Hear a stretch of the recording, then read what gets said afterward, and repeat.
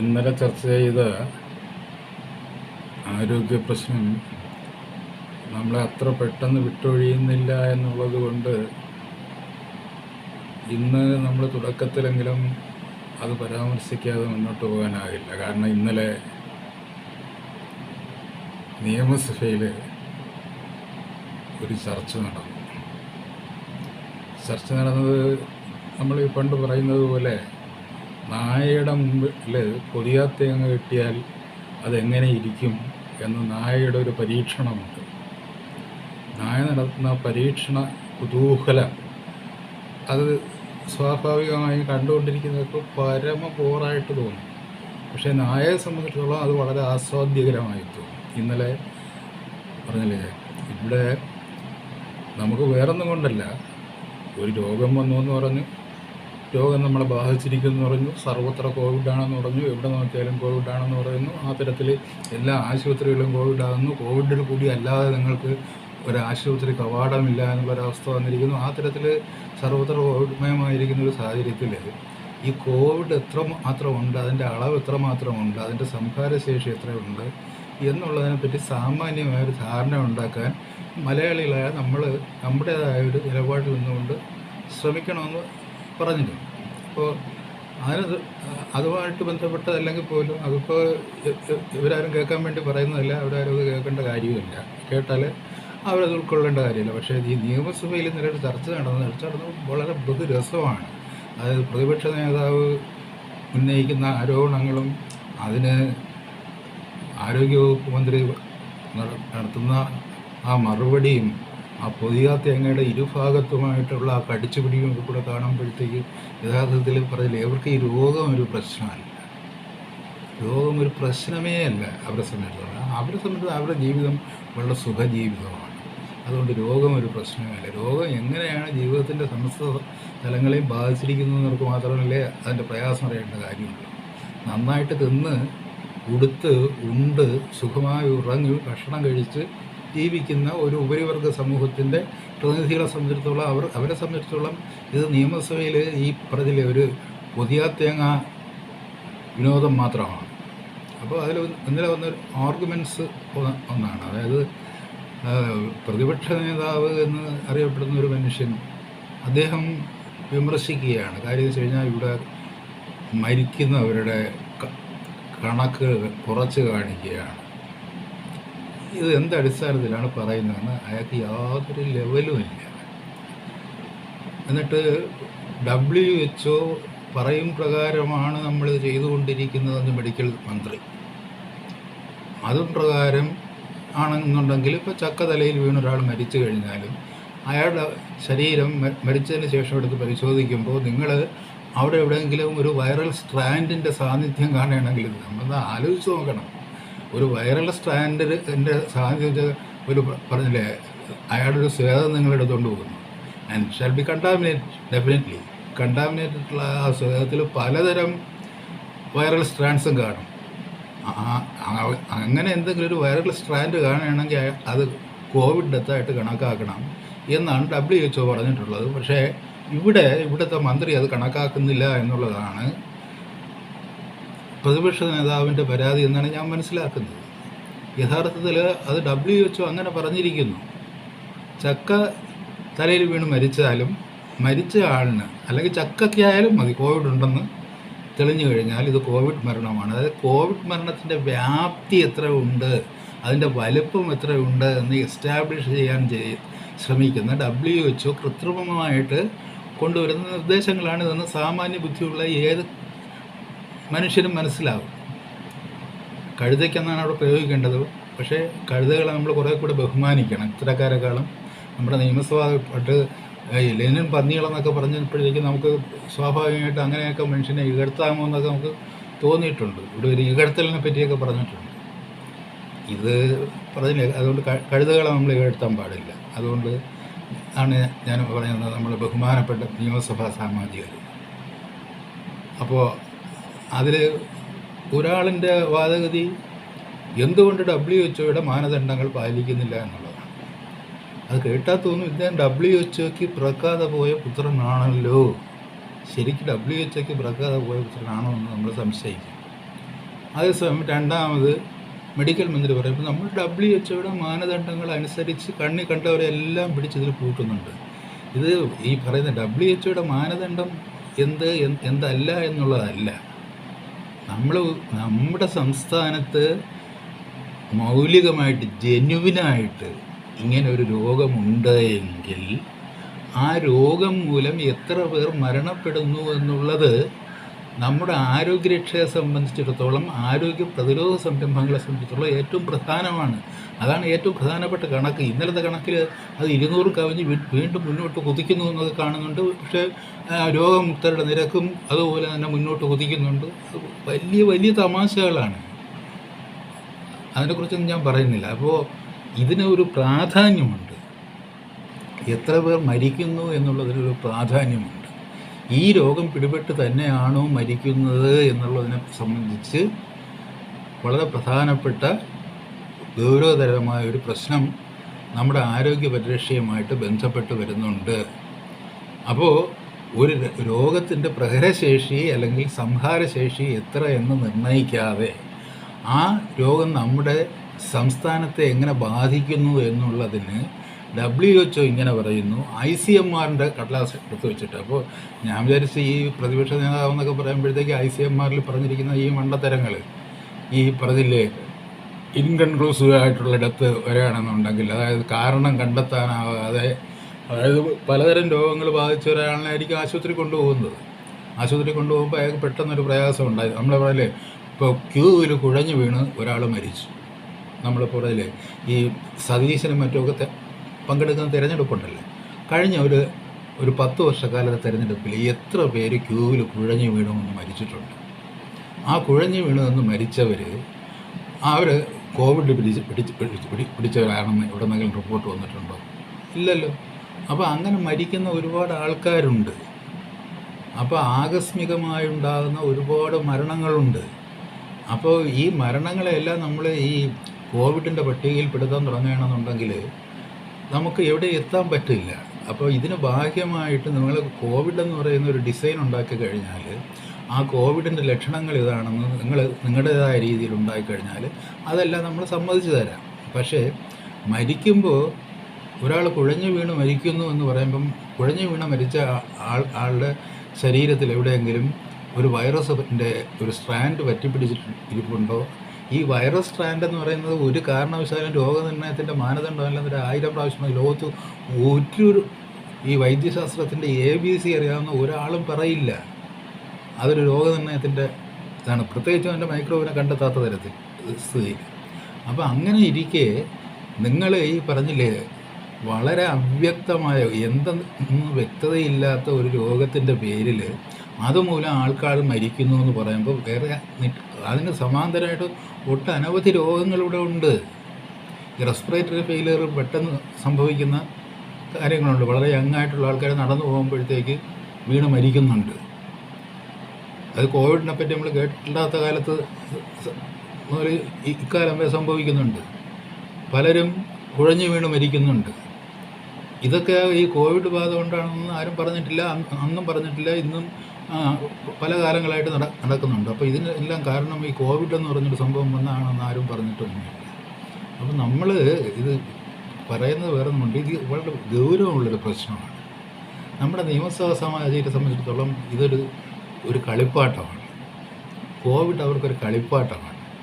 അവരത് തട്ടിക്കളിക്കുകയാണ്. തട്ടിക്കളിച്ചിട്ട് മനുഷ്യനെ ഇതെങ്ങനെ ബാധിച്ചിരിക്കുന്നുവെന്നും മനുഷ്യൻ്റെ സ്വാതന്ത്ര്യത്തെ എങ്ങനെ ബാധിച്ചിരിക്കുമെന്നും നമ്മുടെ ജീവിത രീതികളെ എങ്ങനെ ബാധിച്ചിരിക്കുമെന്നും നമ്മുടെ ജീവിത സമ്പ്രദായങ്ങളെ അതെങ്ങനെ ട്രാൻസ്നാഷണൽ മുതലാളിത്തം അതിനനുകൂലമായ രീതിയിൽ പരുവപ്പെടുത്താൻ ശ്രമിച്ചുകൊണ്ടിരിക്കുന്നു അവരുടെ പ്രശ്നമല്ല. അവർക്ക് അങ്ങോട്ടും ഇങ്ങോട്ടും തട്ടിക്കളിക്കുക എന്നുള്ളതാണ്. അതുകൊണ്ടാണ് പറഞ്ഞത്, നമ്മൾ ഇനിയെങ്കിലും ഇതുപോലെ അല്ലെങ്കിൽ ഇതിൻ്റെ 2ാം വേവ് വന്നു അല്ലെങ്കിൽ 3ാം വേവ് വന്നു അല്ലെങ്കിൽ ഇതുപോലെ അവ്യക്തതയുള്ള ഏതെങ്കിലും തരത്തിലുള്ള പറഞ്ഞില്ലേ അണുരോഗബാധ എന്ന് സംശയിക്കുന്ന എന്തെങ്കിലും ഉണ്ടായാൽ അതിൻ്റെ പേരിൽ ഇവിടെ മരണങ്ങൾ ഉണ്ടാവുകയാണെങ്കിൽ അതിനെ എങ്ങനെ പ്രതിരോധിക്കണമെന്നുണ്ടെങ്കിൽ ഇതെങ്ങനെയാണെന്നുള്ളത് പഠിക്കണം ആദ്യം. ഇതുമൂലം എത്ര മരണമുണ്ടായി എന്നുള്ളത് വസ്തുനിഷ്ഠമായിട്ട് പഠിക്കണം. ഞാൻ പഠിച്ചിട്ടുള്ള ഇന്ത്യൻ ഭരണഘടനയിൽ ഈ കേരള സംസ്ഥാനത്തിലെ ആരോഗ്യ വകുപ്പിൻ്റെ നിയന്ത്രണം WHO പറഞ്ഞു വെച്ചിട്ടുള്ളതായിട്ട് ഞാൻ എവിടെയും കണ്ടിട്ടില്ല. അതായത് നമ്മൾ പല വകുപ്പുകളും കൺകറൻറ്റ് ലിസ്റ്റിലുള്ളതാണ്. പക്ഷേ ആരോഗ്യത്തെ സംബന്ധിച്ചുള്ള ആ വകുപ്പിലേക്ക് വരുമ്പോൾ അതിൽ മുൻകൈയും അതിൽ കൂടുതൽ അധികാരവും സംസ്ഥാനത്തിനാണ്. സംസ്ഥാനമാണ് ആരോഗ്യരക്ഷയ്ക്ക് പ്രധാനമായും മുൻകൈയെടുക്കേണ്ടത്. അതിൽ സ്വാഭാവികമായി ഒരു ഫെഡറൽ സംവിധാനത്തിൽ നിന്ന് കേന്ദ്രത്തിൽ നിന്ന് കിട്ടുന്ന ഒരു പിന്തുണയും ആ കൂട്ടായ്മയും ഉണ്ട് എന്നുള്ളത് കവിഞ്ഞ് മുഖ്യ ഉത്തരവാദിത്വം സംസ്ഥാനത്തിൻ്റെതാണ്. ഭരണഘടനാപരമായി WHO ICMR തന്നെയോ ഒരു കാര്യവും സംസ്ഥാനത്ത് ഡിറ്റക്റ്റ് ചെയ്യാൻ പറ്റില്ല. ICMR ഒരു സൂപ്പർ ബോഡി എന്നുള്ള രീതിയിൽ വേണമെങ്കിൽ ഇവിടെ എന്തെങ്കിലും പിശക് പറ്റുകയാണെന്നുണ്ടെങ്കിൽ അതിനെ കറക്റ്റ് ചെയ്യാനും നിർദ്ദേശങ്ങൾ നൽകാനും ഒക്കെയുള്ള ഇതുണ്ട്. പക്ഷേ ICMR എന്ന് പറയുന്നത് എന്താണെന്നുള്ള ഈ കാലഘട്ടത്തിൽ ഇത്രയും അപഹാസ്യമായ ഒരു വസ്തുവിശേഷമാണ് ICMR എന്ന് നമുക്ക് മനസ്സിലാക്കാൻ കഴിഞ്ഞിട്ടുണ്ട്. കാര്യം വെച്ച് കഴിഞ്ഞാൽ ഒരു കാര്യം തന്നെ പല പ്രാവശ്യം തിരുത്തി പറയുക. ആദ്യം ആൻറ്റിബോഡീസ് ടെസ്റ്റ് വേണമെന്ന് പറയുക, അതെന്തിനാണെന്ന് അറിയാം.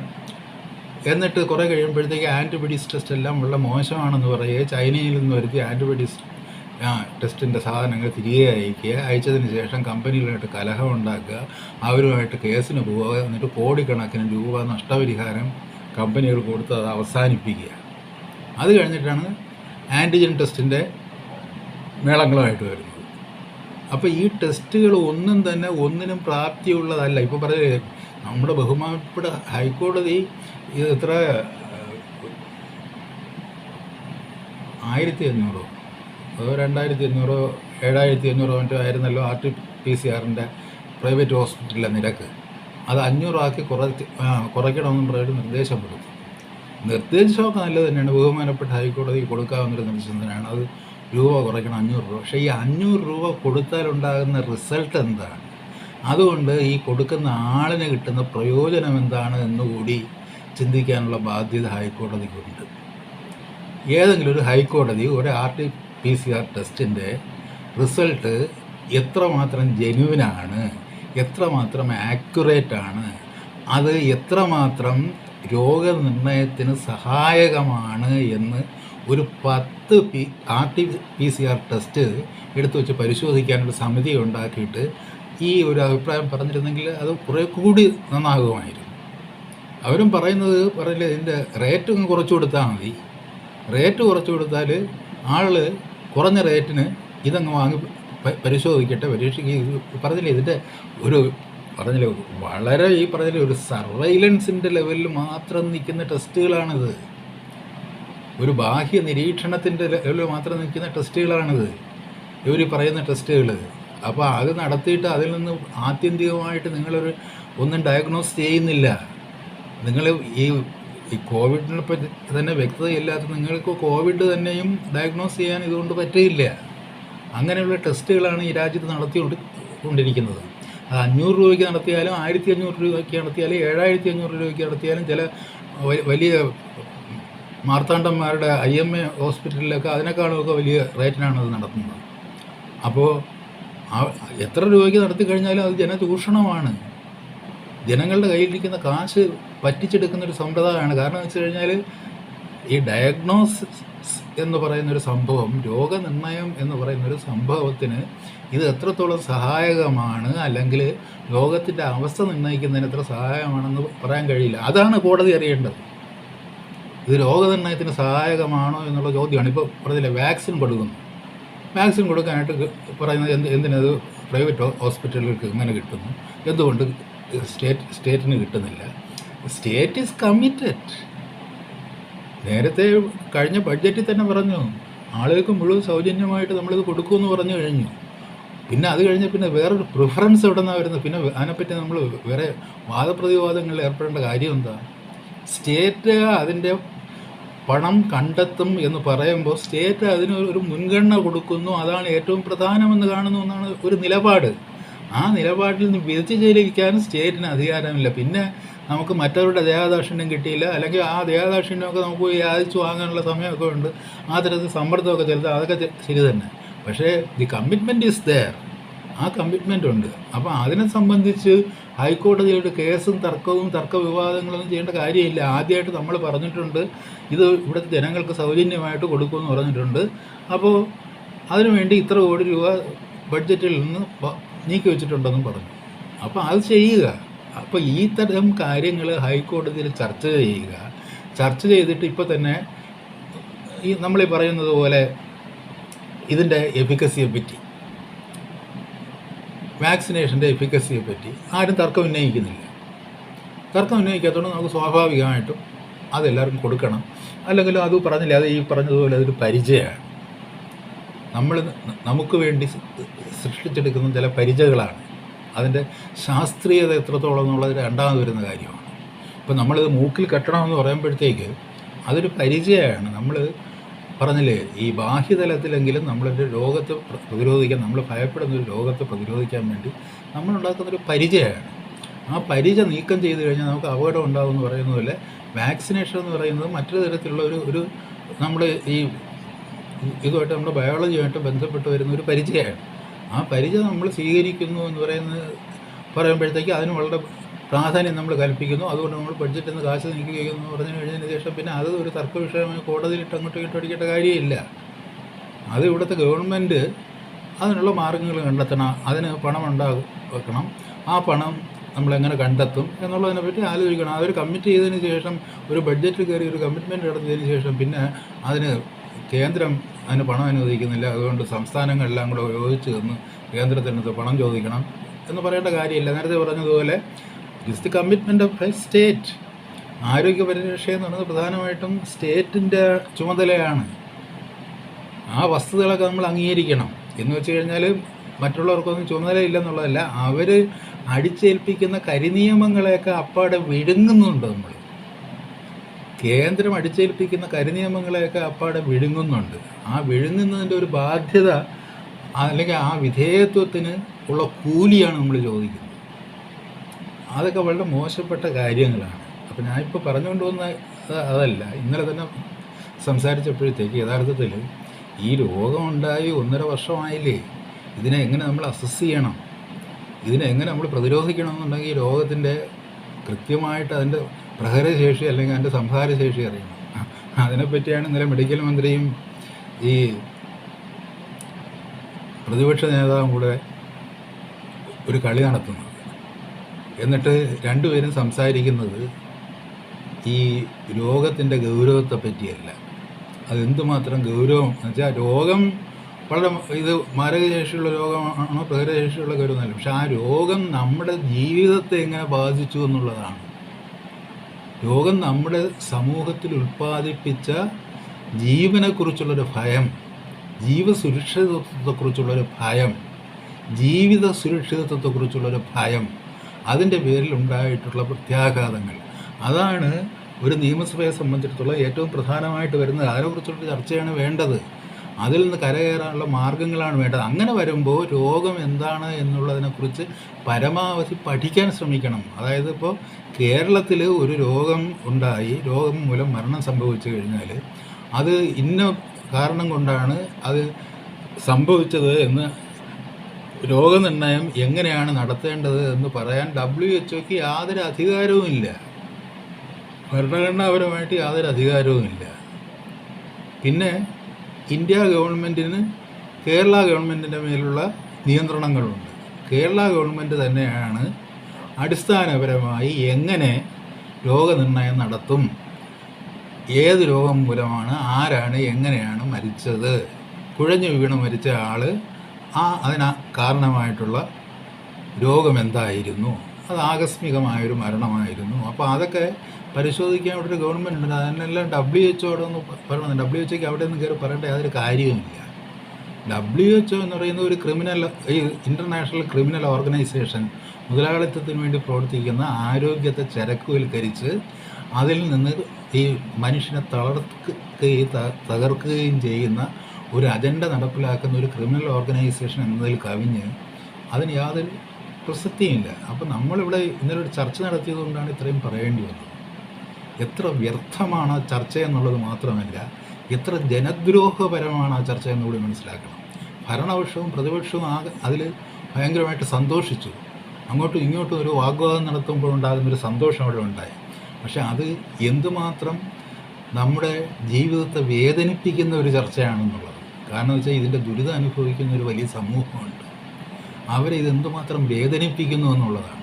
അതായത് ചക്ക വീണ് മരിച്ചവൻ, അവന് അല്ലെങ്കിൽ റോഡപകടം സംഭവിച്ച് മരിച്ചവന്, അവന് കോവിഡ് ഉണ്ടായിരുന്നു എന്നുള്ള പരിശോധനയാണ് സർവ്വപ്രധാനമായിട്ടുള്ളത്. അങ്ങനെ ഒരു പരിശോധനയിലൂടെ നമ്മളൊരു രോഗം എന്തിന് എസ്റ്റാബ്ലിഷ്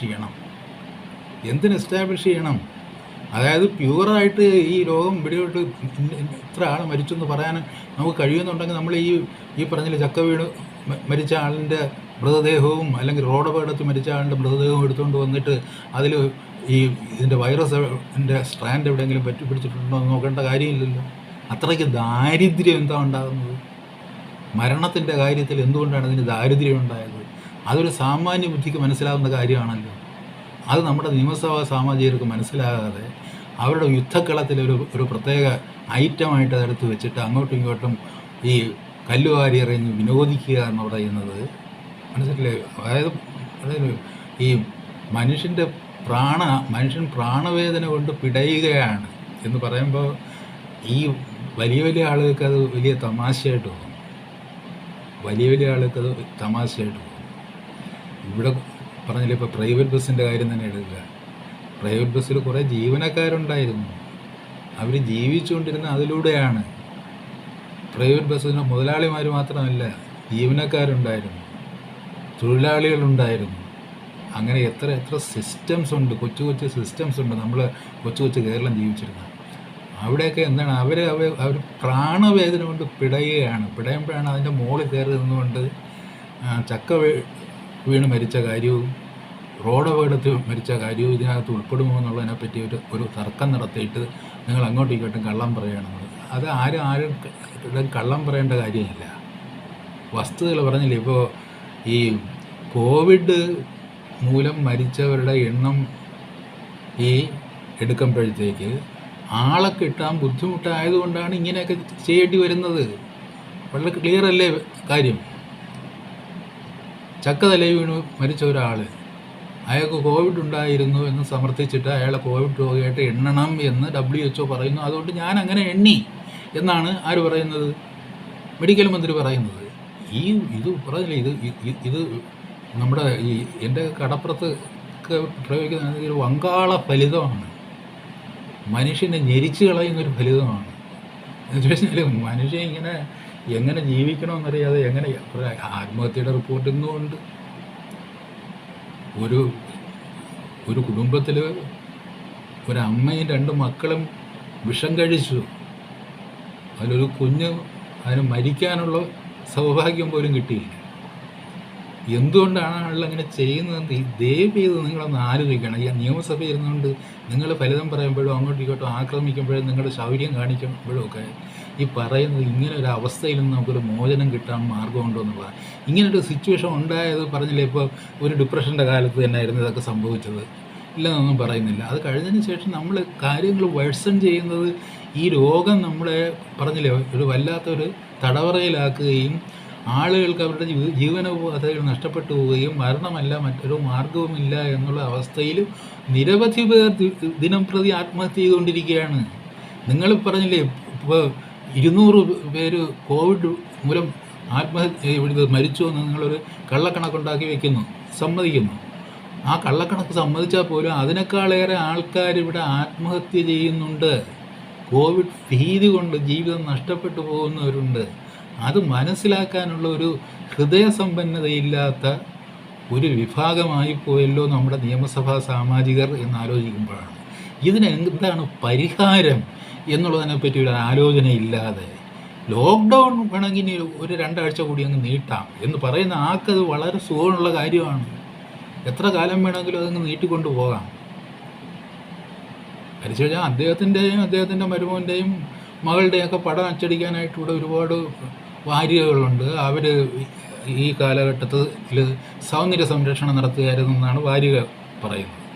അപ്പോൾ അവർക്ക് അത് ചെയ്യാം. പക്ഷേ ഞാൻ പറയുന്നത് ഇത് വളരെ കടുത്തു പോകുന്നു, വളരെ ക്രൂരമായി പോകുന്നു. ഇത് മലയാളം ഈ കേരളീയരുടെ ഇപ്പോൾ പറയില്ലേ, മറ്റുള്ള സംസ്ഥാനങ്ങളിലൊക്കെ അതിൻ്റേതായിട്ടുള്ള ഒരുപാട് കെട്ടുപാടുകളും പറഞ്ഞില്ലേ, അതിൻ്റെ ചില അപരിഷ്കൃത സ്വഭാവങ്ങളൊക്കെ ഉണ്ട്. വലിയ നഗരങ്ങളായാൽ പോലും ഈ അവർ അനുവർത്തിച്ചു പോകുന്ന ചില മെഡിക്കൽ സമ്പ്രദായങ്ങളൊക്കെ ഉണ്ട്. അതായത് ഒരു വലിയൊരു വിപണി എന്നതിൽ കവിഞ്ഞ് മെഡിസിന് അവിടെ വലിയ പ്രാധാന്യമൊന്നുമില്ല. പിന്നെ ഗ്രാമങ്ങളിലുള്ള ചികിത്സയാണ്, അത് വേറെ തരത്തിലുള്ളതാണ്. നഗരങ്ങളിലെ ചികിത്സ എന്ന് പറയുന്നത് വളരെ കൃത്യമായിട്ടുള്ള ഒരു കാമ്പോളികമായ ഒരു വ്യവസ്ഥയാണ്. അവിടെ ഒന്നും ഒരിക്കലും വളരെ ജെനുവിനായിട്ട് പറഞ്ഞില്ലേ, ഒരു പേഷ്യൻറ്റ് ചെല്ലുമ്പോഴത്തേക്ക് ആ പേഷ്യൻറ്റിൻ്റെ ഒരു ഹിസ്റ്ററിയൊക്കെ ഇപ്പം നമുക്കൊരു ഇൻറ്റിമസി തോന്നും. കേരളത്തിൽ ഒരു പേഷ്യൻറ്റ് കേരളത്തിലുള്ള ഡോക്ടറെ അടുത്ത് എന്ന് സംസാരിക്കുമ്പോഴത്തേക്ക്, അല്ലെങ്കിൽ സ്ഥിരം കാണുന്ന ഡോക്ടർ അല്ലെങ്കിൽ പോലും കാണുമ്പോഴത്തേക്ക് സ്വാഭാവികമായൊരു ഇൻറ്റിമസിയൊക്കെ ഉണ്ടായിരുന്നു. ഇപ്പോഴും ഒക്കെ കുറേ അതൊക്കെ നിലനിർത്തുന്ന ഡോക്ടർമാരുണ്ട്, ഇപ്പോഴും ഉണ്ട്. അവരെ അങ്ങനെ അല്ലാതാക്കി തീർക്കാൻ വേണ്ടിയുള്ള സാഹചര്യങ്ങളുണ്ടായിട്ട് പോലും അതുണ്ട്. അവരുടേതായിട്ടുള്ള പരിമിതികൾ കൊണ്ട് തളച്ചിട്ടിട്ട് പോലും അങ്ങനെ ചെയ്യുന്നവരുണ്ട്. മറ്റുള്ള സംസ്ഥാനങ്ങളിലൊക്കെ അങ്ങനെ. എന്നിട്ട് നമ്മൾ മനസ്സിലാക്കേണ്ട, റിവോൾട്ട് ഉണ്ടായി വന്നത് ഈ പറഞ്ഞ നഗരങ്ങളിൽ നിന്നാണ്. മഹാരാഷ്ട്രയിൽ നിന്നാണ് ICMRൻ്റെ ഗൈഡ് ലൈൻസിനെതിരെ ഉണ്ടായി വന്നത്. അത് ഒന്നുമല്ലാത്ത ആസാം എന്നാണ് ആദ്യമായിട്ട് ഫുക്കാൻ ഇതിന് സമരം ഉണ്ടായത്. 500-ലധികം വരുന്ന എക്സ്പേർട്സും സയൻറ്റിസ്റ്റും ഡോക്ടേഴ്സും കൂടി കഴിഞ്ഞ 5 വർഷക്കാലത്തെ മരണങ്ങളുടെ കണക്ക് പുറത്തു വയ്ക്കണമെന്ന് പറഞ്ഞാൽ എന്തുകൊണ്ടാണ്? ഈ കോവിഡ് കൊണ്ടുണ്ടായ മരണവും മുൻകാലങ്ങളിലുണ്ടായ മരണവും തമ്മിൽ താരതമ്യപ്പെടുത്താൻ വേണ്ടിയാണ്. അതിൻ്റെ കണക്ക് ഗവൺമെൻറ് ഇതുവരെ പുറത്തു വച്ചിട്ടില്ല, പുറത്തു വയ്ക്കാൻ കഴിയില്ല. അത് US ഗവൺമെൻറ് കഴിയില്ല, അത് ഇറ്റാലിയൻ ഗവൺമെൻറ് കഴിയില്ല. ഒരു ഗവൺമെൻറ്റും അങ്ങനെ കണക്ക് ഒരു 5 വർഷത്തെ കണക്ക് വയ്ക്കുകയാണെന്നുണ്ടെങ്കിൽ ഈ കണക്കിൽ ഈ പറഞ്ഞ ഇവിടെ മഹാമാരി പ്രകാരം ഒരു വലിയ മുന്നേറ്റം ഉണ്ടായിട്ടുണ്ട് എന്നുള്ള ഒരു കള്ളക്കഥ സ്ഥാപിച്ചെടുക്കാൻ പറ്റില്ല. അതുകൊണ്ട് ഇത് കഴിഞ്ഞ വർഷം 2020 തന്നെ ഇന്ത്യയിലെ 500 ഡോക്ടർമാരും സയൻറ്റിസ്റ്റുകളും കൂടി ആവശ്യപ്പെട്ടതാണ്. ഇന്ത്യയിൽ ചോദിക്കാനും പറയാനും ആളില്ലാഞ്ഞിട്ടല്ലേ. കേരളത്തെ പോലെ ഇത്രയും ഡള്ളായിട്ടുള്ള, ഇത്രയും മാനസികമായ അടിമത്തം സംഭവിച്ച ഒരു പറഞ്ഞില്ലേ, ഒരു വൈദ്യശാസ്ത്ര സമൂഹം വേറെ എവിടെയും ഇല്ല. അതുകൊണ്ടാണ് ഇവിടെ ചോദിക്കാനും പറയാനും ആളില്ലാത്തത്.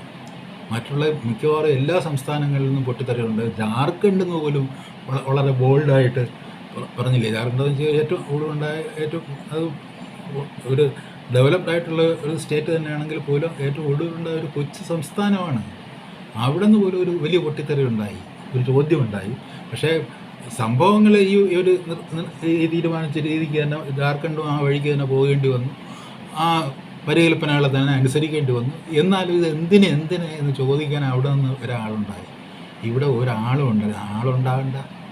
പക്ഷേ തിരഞ്ഞെടുക്കപ്പെട്ട നമ്മുടെ ജനപ്രതിനിധികളുണ്ടല്ലോ, അവരെന്തുകൊണ്ടത് വീണ്ടും സീരിയസ് ആയിട്ട് ഡിസ്കസ് ചെയ്യുന്നില്ല? ആ ഒരു കാര്യം ഇപ്പോൾ ഇന്നുകൂടി ആവർത്തിക്കണമെന്ന് വിചാരിച്ചാൽ, പക്ഷേ ഇന്നലത്തെ ചർച്ച വന്നു കഴിഞ്ഞപ്പോഴത്തേക്ക് ഞാൻ വിചാരിച്ചു തീർച്ചയായിട്ടും ഇവർ പറഞ്ഞില്ലേ, മഹാമാരിയുടെ കാര്യത്തിൽ നമ്മളെല്ലാവരും യോജിച്ച് നിൽക്കാൻ പോവുകയാണെന്ന് പറഞ്ഞപ്പോഴത്തേക്ക് എന്തൊക്കെയോ യോജിപ്പുകൾ ഉണ്ടാകുകയാണെന്ന് വിചാരിച്ചപ്പോൾ ആദ്യമായിട്ട് ഇതിൻ്റെ കല്ലും നെല്ലും തിരിയുക എന്നുള്ളതാണ് യോജിപ്പിൻ്റെ ആദ്യത്തെ ഘട്ടമെന്ന് പറയുന്നത്. എന്താണ് സത്യം, എന്താണ് അസത്യം എന്നതിനെപ്പറ്റി നമുക്കാവുന്ന രീതിയിൽ പരിശോധിക്കാനുള്ള സർവ്വ സ്വാതന്ത്ര്യവും ഭരണഘടനാപരമായ അധികാരവും സംസ്ഥാനത്തിന് തന്നെയാണുള്ളത്. ആരോഗ്യരക്ഷയുടെ പരമമായ അധികാരം സംസ്ഥാനം. അതുകൊണ്ടാണ് വാക്സിൻ സംസ്ഥാനം വാങ്ങണമെന്ന് മോദി പറഞ്ഞുകൊണ്ടിരിക്കുന്നത്. അപ്പോൾ മോദിക്ക് ഇപ്പോൾ കുറച്ച് പൈസ ഇങ്ങോട്ട് തന്നതെന്നും പറഞ്ഞ വലിയ നഷ്ടമൊന്നുമില്ല. പക്ഷേ മോദി അങ്ങനെ പറഞ്ഞുകൊണ്ടിരിക്കുന്നത് മോദിയുടെ രാഷ്ട്രീയത്തിൻ്റെ ഭാഗമായിട്ടാണ്.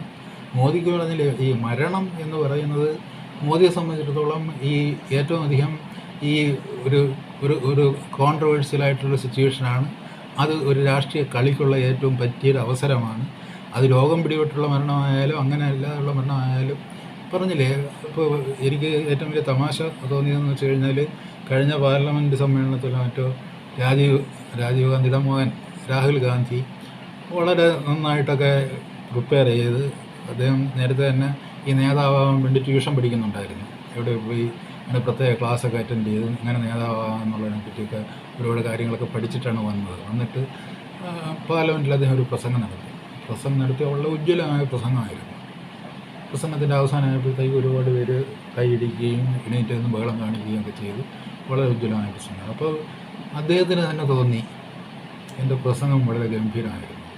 പ്രസംഗം കഴിഞ്ഞതിന് ശേഷം അദ്ദേഹം ചെന്ന് പ്രധാനമന്ത്രിയുടെ തോളിലിങ്ങനെ തട്ടി. പോട്ടെ എന്ന് ചോദിച്ചു. അപ്പോൾ പ്രധാനമന്ത്രി ഇങ്ങനെ നോക്കിക്കൊണ്ടിരിക്കുകയാണ്, ഈ പയ്യൻ എന്താ ചെയ്യുന്നത് എന്നറിയാം. കാര്യം വെച്ച് കഴിഞ്ഞാൽ എത്രയോ രക്തം കണ്ട് മടുത്ത ഒരു മനുഷ്യൻ്റെ മുന്നിലാണ് ഇത് ചെയ്യുന്നതെന്ന് ഇദ്ദേഹം അറിയുന്നില്ല, രാഹുൽ ഗാന്ധി അറിയുന്നില്ല. അതാണ് അതിൻ്റെ ഒരു സവിശേഷത എന്ന് പറയുന്നത്. അപ്പോൾ നമ്മുടെ രാഷ്ട്രീയത്തിന് സംഭവിച്ചിരിക്കുന്ന അപചയം എന്ന് പറയുന്നത് ഹൃദയഭേദകമാണ്, നമുക്ക് സങ്കല്പിക്കാനാവാത്തതാണ്. സഹജീവികളോട് യാതൊരു പരിഗണനയുമില്ലാതെ അധികാരം എന്ന് മാത്രം ഈ എല്ലാ നിമിഷങ്ങളിലും മനസ്സിൽ ആവർത്തിച്ച് ഉരുക്കഴിച്ചുകൊണ്ടിരിക്കുന്ന ഒരു നേതൃസമൂഹം നമുക്കിവിടെ ഉണ്ടായി വന്നിരിക്കുന്നു. അപ്പോൾ അതിൽ അങ്ങനെ ഒരു സാഹചര്യത്തിൽ ഈ മലയാളികളെ സംബന്ധിച്ചിടത്തോളം ഞാൻ പറയുന്നത്, നമ്മൾ മറ്റുള്ളവരെ കുറിച്ച് പറയണ്ട, ആരോഗ്യരക്ഷയുടെ കാര്യത്തിൽ നമ്മുടെ സംസ്ഥാനത്തിൻ്റെ ബാധ്യത എന്താണ്? ആ സംസ്ഥാനത്തിൻ്റെ ബാധ്യത വരുമ്പോൾ കോവിഡിൻ്റെ മരണക്കണക്ക് നിർണ്ണയിക്കുന്നതിൽ നമുക്ക് സ്വതന്ത്രമായിട്ട് നമ്മുടേതായിട്ടുള്ള രീതികൾ അവലംബിക്കാൻ പറ്റുമോ? അതോ IMA പറയുന്നത് നമ്മൾ അനുസരിക്കുകയുള്ളൂ? IMA എന്ന് പറയുന്നത് നമ്മൾ ഈ പറഞ്ഞ പോലെ ഞാൻ അതിനെ വീണ്ടും വിശേഷിപ്പിക്കുന്നില്ല, സ്വയം പരിശോധിക്കേണ്ടതാണ്. ഈ ഇതിലൊക്കെ ചാനലുകളിലൊക്കെ ഞെളിഞ്ഞിരുന്ന അഭിപ്രായങ്ങൾ പറയുക എന്നുള്ളതല്ല. അവർക്ക് ഈ സൊസൈറ്റിയോട് ഒരു കമ്മിറ്റ്മെൻ്റ് ഉണ്ട്. ഇപ്പോൾ എങ്ങാണ്ട് വേറെ ഏതോ ഒരുത്തണ്ടൊരു രാംദേവ് എന്ന് പറയുന്നത്, അവന് അങ്ങേരുമായിട്ട് എന്തോ തർക്കം ഉണ്ടാക്കാനായിട്ട് ഹൈക്കോടതി കേസിന് പോയിരിക്കുകയാണ്. ആര് രക്ഷിക്കാനാണ്? രാംദേവ് അലോപ്പതിയെ അധിക്ഷേപിച്ചതിൽ പ്രതിഷേധിച്ച് ഹൃദയം പിളർന്ന് IMA അങ്ങ് പോയിരിക്കുകയാണ്. ഇവിടെ ഒരു IMAയുടെ മനുഷ്യരുടെ പ്രശ്നമല്ല അവർക്ക് പ്രധാനമായിട്ടുള്ളത്. രണ്ട് കച്ചവടക്കാർ തമ്മിലുള്ള സംഘടനമാണ്. IMAയുടെ അലോപ്പതി കച്ചവടത്തിന് എതിരായിട്ട് ബദലായിട്ട് വേറൊരു കച്ചവടവും കൊണ്ട് അയാൾ വന്നു. അത് കള്ളക്കച്ചവടമാണ്. ഇത് നമ്മുടെ ലൈസൻസ്ഡ് ആയിട്ടുള്ള കച്ചവടമാണ്. അത്രേ ഉള്ളൂ, വേറെ വ്യത്യാസമൊന്നുമില്ല. ലൈസൻസ്ഡ് ആയിട്ടുള്ള മദ്യക്കച്ചവടക്കാരുമുണ്ട്, ലൈസൻസ് കൊടുക്കാതെ കള്ളവാറ്റ് നടത്തുന്നവരുമുണ്ട്. അപ്പോൾ ഇയാളൊരു കള്ളവാറ്റുകാരനാണ് എന്നുള്ളതാണ് IMAയുടെ. നമ്മളാണെങ്കിൽ ലൈസൻസ് എടുത്ത് നമ്മുടെ കോർപ്പറേഷൻ വഴി അത് വിൽക്കുന്നവരാണ്. ആ ഒരു വ്യത്യാസം മാത്രമേ ഉള്ളൂ. രണ്ടുപേരും കൊടുക്കുന്നത് എന്താണെന്നുള്ളത് പിന്നീട് വരുന്ന പ്രശ്നമാണ്. അപ്പോൾ ഞാൻ പറഞ്ഞുകൊണ്ട് വരുന്നത് ഇതാണ്. നമ്മുടെ ഒരു വ്യവസ്ഥയിൽ നോക്കി കേരളത്തിൽ ഒരു IMA ഉണ്ട്. കേരളത്തിൽ അങ്ങനെയൊന്നും ഉണ്ടാകാൻ പാടില്ലാത്തതാണ്. ഇത് കേരളത്തിലൊരു വൈദ്യശാസ്ത്ര ചരിത്രമുണ്ട്. ഇന്ത്യക്കൊരു വൈദ്യശാസ്ത്ര ചരിത്രമുണ്ട് എന്ന് പറയുന്നത് പോലെ കേരളത്തിനൊരു വൈദ്യശാസ്ത്ര ചരിത്രമുണ്ട്. അത് വളരെ നേർമ്മയുള്ളതും നിർമ്മലവുമായൊരു വൈദ്യശാസ്ത്ര ചരിത്രമാണ്. അതിൻ്റെ പിന്തുടർച്ചാവകാശികളാണ് അതിൻ്റെ പിന്തുടർച്ചക്കാരാണ് പിന്നീട് അലോപ്പതി കൂടി പഠിച്ച് ഹോമിയോപ്പതി കൂടി പഠിച്ച് അലോപ്പതി ഡോക്ടർമാരായിട്ട് വരുന്നത്. അവരുടെയൊക്കെ മുതുമുത്തച്ഛന്മാരൊക്കെ നിങ്ങൾ അന്വേഷിച്ച് നോക്കിക്കഴിഞ്ഞാൽ ഇവിടുത്തെ വൈദ്യന്മാരായിരുന്നു. അപ്പോൾ ആയുർവേദം എന്ന് പറഞ്ഞു കഴിഞ്ഞാൽ അങ്ങ് ചവിട്ടി കുഴച്ച് കളയേണ്ടതാണെന്ന് പറയുമ്പോഴത്തേക്ക് നമ്മുടെ മുതുമുത്തച്ഛന്മാരെല്ലാം ചവിട്ടി കുഴച്ച് കളയേണ്ടതാണെന്നാണ് ഈ അലോപ്പതി ഡോക്ടർമാർ പറയുന്നതാണ് അതിൻ്റെ അർത്ഥം. അവിടെ നിന്നാണ് ഇവിടെ ഉണ്ടായി വരുന്നത്. ഒരു ഹോർത്തൂസ് മലബാറിക്കോസ് ഇവിടെ ഉണ്ടായി വന്നെങ്കിൽ ഒരു ഇട്ടിയച്ചതൻ എന്ന് പറയുന്ന ഒരു അവർണനായിട്ടുള്ള ഒരു വൈദ്യന് ഇവിടെ ഉള്ള പലതരം സസ്യങ്ങളുടെയും ഔഷധ ഗുണത്തെപ്പറ്റി വളരെ വ്യക്തതയുണ്ടായിരുന്നു. അത് പ്രയോഗിച്ചാൽ ഇന്ന് പ്രയോജനം ഉണ്ടാകുന്നത്. അതുകൊണ്ട് പോയാണ് സായിപ്പിൻ്റെ ഇൻഡസ്ട്രി ഉണ്ടാക്കിയത്. അങ്ങനെയുള്ള പറഞ്ഞില്ലേ, 2 കൊങ്കിണിമാരും ഇട്ടിയച്ചതനും കൂടി പറഞ്ഞു കൊടുത്ത കാര്യങ്ങൾ സമാഹരിച്ചിട്ടാണ് അയാൾ പുസ്തകം എഴുതിയത്. അതിൽ നിന്നാണ് അവൻ ഇൻഡസ്ട്രി ഉണ്ടാക്കിയത്. അപ്പോൾ നമ്മൾ മനസ്സിലാക്കാനുള്ള ഇങ്ങനെ ഒരു പാരമ്പര്യമുള്ള ഒരു കേരളം. വൈ ഹോർത്തൂസ് മലബാറിക്കോസും ചോദിച്ചു കഴിഞ്ഞാൽ നമുക്ക് അഭിമാനം ഉണ്ടാകുന്നു. Because it is Kerala. അത് എൻ്റെ സംസ്ഥാനത്തു നിന്നാണത് ഉൽപ്പന്നമായത്. ഹോർത്തൂസ് മലബാറിക്കോസ് പോലെയുള്ള ഒരു ഗ്രന്ഥം ഉൽപ്പന്നമായത് എൻ്റെ കേരളത്തിൽ നിന്നാണ്. കേരളത്തിലെ ഈ പറഞ്ഞില്ലേ ഒരു ഇട്ടിയച്ചതനും 2 കൊങ്കിണിമാരും കൂടി ചേർന്ന് ഒരു സായിപ്പിന് കൊടുത്ത വിവരം. അല്ലാതെ സായിപ്പ് ജനിച്ചപ്പോഴത്തേക്ക് ഇവിടുത്തെ ചെടികളെ പറ്റിയൊക്കെ എവിടെ നിന്നെങ്കിലും വെളിപാടുണ്ടായിട്ട് വന്നതൊന്നുമല്ല. അയാൾ ഇവിടെ വന്ന് പഠിക്കാൻ ശ്രമിച്ചു. അയാൾക്ക് അതിൽ താല്പര്യം ഉണ്ടായിരുന്നു. അപ്പോൾ പഠിച്ചപ്പോഴത്തേക്ക് അതിനു വേണ്ടിയുള്ള വിഭവങ്ങൾ മുഴുവനും സമാഹരിച്ചു കൊടുത്ത ആൾക്കാർ ഇവിടുത്തുകാരാണ്. ഇത് നമ്മുടെ ഒരു ചരിത്രമാണ്. അവരെയൊക്കെ ചവിട്ടി കുഴച്ചങ്ങ് മാറ്റിയെടുത്ത് കളഞ്ഞിട്ട് ഞാൻ ഇപ്പോഴത്തെ ആയുർവേദത്തിൻ്റെ കാര്യമൊന്നും പറയുന്നില്ല. ഇത്ര ആത്മവിശ്വാസമില്ലാത്ത ഒരു വൈദ്യശാസ്ത്ര വിഭാഗം വേറെ ഇല്ല. അവരെ എങ്ങനെ ഇങ്ങനെ തകർത്ത് കളഞ്ഞു എന്നുള്ളതാണ് സങ്കടം തോന്നുന്നത്. കാര്യം വെച്ച് കഴിഞ്ഞാൽ അവരുടെ ഒറിജിനലായിട്ടുള്ള ആ ശാസ്ത്രത്തിൽ തന്നെ നിന്നുകൊണ്ട് അങ്ങനെയുള്ള പ്രഗത്ഭന്മാരായ ഡോക്ടർമാർ നമുക്ക് ഇപ്പോഴും ഉണ്ട്, ആയുർവേദ ഡോക്ടർമാർ നമുക്കുണ്ട്. അതിൽ തന്നെ നിന്നുകൊണ്ട്, അതായത് ആയുർവേദം എന്ന് പറയുന്നത് ഏതാണ്ട് സുഖചികിത്സയ്ക്കുള്ള ഒരു സമ്പ്രദായമാണെന്നുള്ള തരത്തിൽ അതിനെ അങ്ങ് മാറ്റിമറിച്ച് ആ തരത്തിൽ അത് നമ്മുടെ സാമൂഹ്യ ജീവിതത്തിൽ നിന്ന് ഒരുപാട് അന്യവൽക്കരിക്കപ്പെട്ടു പോയിട്ടുണ്ട്. അതിൻ്റെ സങ്കടമാണ് ഇപ്പോൾ നമ്മൾ അനുഭവിക്കുന്നത്. അങ്ങനെ അല്ലായിരുന്നുവെങ്കിൽ ആയുർവേദത്തിൽ നിന്ന് വളരെ കൃത്യമായിട്ട് ഏത് തരം രോഗത്തിനും നമുക്ക് പറയാം. നമ്മൾ പണ്ട് വസൂരി വരുമ്പോൾ നമുക്ക് പറഞ്ഞില്ലേ, ഈ ക്ഷയം വരുമ്പോൾ ഒക്കെ അതിൻ്റെ ഈ അലോപ്പതിക്കൽ ആയിട്ടുള്ള പരിഹാരങ്ങൾ വരുന്നതിന് മുമ്പ് നമ്മൾ അതിനെയൊക്കെ ഒരു പരിധിവരെ ചെറുത്ത് നിന്നിരുന്നു. നമ്മുടെ ഒരു ഈ വൈദ്യശാസ്ത്രത്തിൻ്റെതായ കരുത്തുമുണ്ട്. അതൊക്കെ ഉണ്ടായിരുന്ന ഒരു സംസ്ഥാനം, ഒരു ജനത അത് മുഴുവനും വിട്ടുകളഞ്ഞിട്ട് നമ്മൾ പറഞ്ഞില്ലേ, ഒരു മറ്റെന്നിൻ്റെയോ പകർപ്പെടുത്തുകാരായിട്ട്. അതായത് കണ്ണിങ്ങാം വന്നു കഴിഞ്ഞാൽ പിന്നെ കണ്ണിങ്ങാമാണ് ഈ ഹിപ്പോക്രറ്റസ് വന്നു കഴിഞ്ഞാൽ ഹിപ്പോക്രറ്റസാണ് എൻ്റെ ദൈവം, ചരകനോ സുശ്രുതനോ ഒന്നും അല്ല എന്നൊന്നും നമ്മൾ പറയാൻ പാടില്ല. ഹിപ്പോക്രറ്റസാണ്, ചരകനാണ്, സുശ്രുതനാണ്, ധന്വന്തരിയാണ്. അപ്പോൾ ആ തരത്തിൽ ഒരു സംസ്ഥാന ഗവൺമെൻറ് ചെയ്യാവുന്ന ആരോഗ്യ പരിരക്ഷയിൽ ഏറ്റവും പ്രധാനപ്പെട്ടതെന്ന് പറയുന്നത് ട്രഡീഷണലായിട്ട് വരുന്ന ഈ നമ്മുടെ ഈ വൈദ്യശാസ്ത്ര സങ്കേതങ്ങളെയും അലോപ്പതി വൈദ്യശാസ്ത്ര വിദഗ്ധന്മാരെയും കൂടെ ഒന്നിച്ചിരുത്തിക്കൊണ്ട് അവർ പറഞ്ഞില്ലേ, അവർ ഈ പ്രയോഗിക്കുന്ന മരുന്നുകളുണ്ട്, ആ മരുന്നുകൾ തമ്മിൽ ഒരുപാട് സാധർമ്മ്യങ്ങളുണ്ട്. അവർ കൊടുക്കുന്ന ഈ മെഡിസിൻ എന്ന് പറയുന്ന അതിനൊരു കെമിസ്ട്രി ഉണ്ട്. ആ കെമിസ്ട്രിയിലെ സാധർമ്മ്യങ്ങൾ മനസ്സിലാക്കിക്കൊണ്ട് അതിൻ്റെ ഒരു ഡിസ്കഷൻ ഉണ്ടാക്കിക്കൊണ്ട് കേരളത്തിൽ നിന്ന് തന്നെ വേണമെങ്കിൽ ഒരു പ്രതിരോധം ഉണ്ടാക്കുക. അതാണ് അതിൻ്റെ ഒരു ക്രിയേറ്റിവിറ്റി എന്ന് പറയുന്നത്. ഈ വൈദ്യശാസ്ത്ര സംബന്ധമായിട്ടുള്ള ക്രിയേറ്റിവിറ്റി എന്ന് പറയുന്നത് WHO പറയുന്ന കാര്യങ്ങൾ ഇവിടെ നടപ്പിലാക്കുക എന്നുള്ളതല്ല. ഇവിടെ സംസ്ഥാനത്തിന് പരമാധികാരം കൊടുത്തിരിക്കുന്നത് WHO പറയുന്നത് നടപ്പിലാക്കാൻ വേണ്ടിയല്ല. നമ്മൾ നമ്മുടേതായ മാർഗ്ഗങ്ങളിലൂടെ അന്വേഷിക്കണം. അത് അന്വേഷിക്കുന്നില്ല എന്ന് മാത്രമല്ല, അതിനൊരു ഗൗരവം കാണുന്നില്ല എന്ന് മാത്രമല്ല, 1.5 വർഷമായിട്ട് നമ്മുടെ രാജ്യത്ത് ശിഥിലമാക്കി കഴിഞ്ഞ് നമ്മുടെ സാമൂഹ്യ ജീവിതത്തെയും സാമൂഹ്യ ബന്ധങ്ങളെയും വരെ തകർത്ത് കളഞ്ഞ ഒരു രോഗം. ആ രോഗം അതിൻ്റെ യാഥാർത്ഥ്യം എന്താണ്? അതാണ് ഏറ്റവും പ്രധാനം. What is the reality? അതിൻ്റെ ഈ രോഗത്തിൻ്റെ യാഥാർത്ഥ്യം എന്താണെന്ന് നമുക്ക് അറിഞ്ഞുകൂടാ.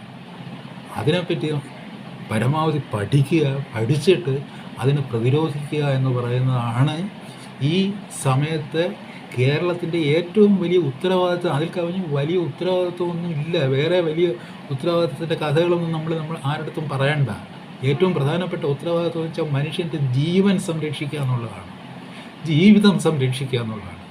നിങ്ങൾ കേരളം എങ്ങനെ ജീവിക്കുന്നു എന്ന് നിങ്ങൾക്ക് അറിഞ്ഞുകൂടാ. നിങ്ങൾ വിചാരിക്കുന്നത് ഈ റേഷൻ കടയിൽ ഈ പ്രാവശ്യം കിറ്റ് വന്നിട്ടുണ്ട്, അത് വാങ്ങാനായിട്ട് ചെല്ലുമ്പോഴേക്കും ഞാൻ നേരത്തെ പറഞ്ഞതുപോലെ പിണ്ണാക്കാണ് എൻ്റെ ദൈവം എന്ന് വിശ്വസിക്കുന്ന ഒരു ജനതയെ, എനിക്ക് റേഷൻ കടയിൽ നിന്ന് കിട്ടുന്ന പിണ്ണാക്ക്, ആ പിണ്ണാക്കാണ് എൻ്റെ ജീവിതം എന്ന് വിശ്വസിക്കുന്ന ഒരു അവസ്ഥയിൽ ഒരു ജനതയെ കൊണ്ട് എത്തിക്കുക എന്നുള്ളതല്ല ഒരു ഗവൺമെൻറ്റിൻ്റെ ധർമ്മമെന്ന് പറയുന്നത്. ഞാൻ വിശക്കുന്ന ഒരു മൃഗമാണ്, എൻ്റെ മുന്നിൽ പ്രത്യക്ഷപ്പെടുന്ന പിണ്ണാക്കാണ് എൻ്റെ ദൈവം, അതുകൊണ്ട് എൻ്റെ ദൈവം പിണ്ണാക്കാണ്, അതുകൊണ്ട് കിറ്റാണ് എൻ്റെ ദൈവം എന്ന് പറയുന്ന ഒരവസ്ഥയിൽ കേരളത്തെ കൊണ്ട് എത്തിക്കുന്നതിന് പകരം അതിൽ നിന്ന് കേരളത്തെ മോചിപ്പിക്കുക എന്നുള്ളതാണ് കേരളത്തിൻ്റെ ഇന്നത്തെ ഏറ്റവും പ്രധാനപ്പെട്ട ആവശ്യം. ഈ കാര്യത്തിൽ ഈ പറഞ്ഞതുപോലെ അവിടെ എഴുതുന്നുണ്ട്, ഈ പറഞ്ഞ പുതിയ തേങ്ങാക്കളി കളിച്ച് ഈ ആളുകളെ കളിയാക്കരുത്. നിങ്ങൾക്ക് ആളുകളെ കളിയാക്കാന്ന് വെച്ച് കഴിഞ്ഞാൽ നമ്മൾ വളരെ സ്മാർട്ടായിട്ട് പോകുന്നു, അല്ലെങ്കിൽ നമ്മളൊന്നിനെ ഗൗനിക്കാതെ പോകുന്നു. നമ്മുടേതായിട്ടുള്ള രീതിയിലൊക്കെ ആ ഒരു ഇതിൽ ജീവിക്കുമ്പോൾ നമ്മളെ ഒന്ന് കളിയാക്കുകയാണ്. നമ്മളെക്കാളും വലിയ ആളുകളാണ് ഒന്ന് കളിയാക്കാൻ ശ്രമിക്കുന്നത്, നമ്മൾ ചെറിയ ആളുകളുണ്ട്, അത്രയും വരെ സഹിക്കാം.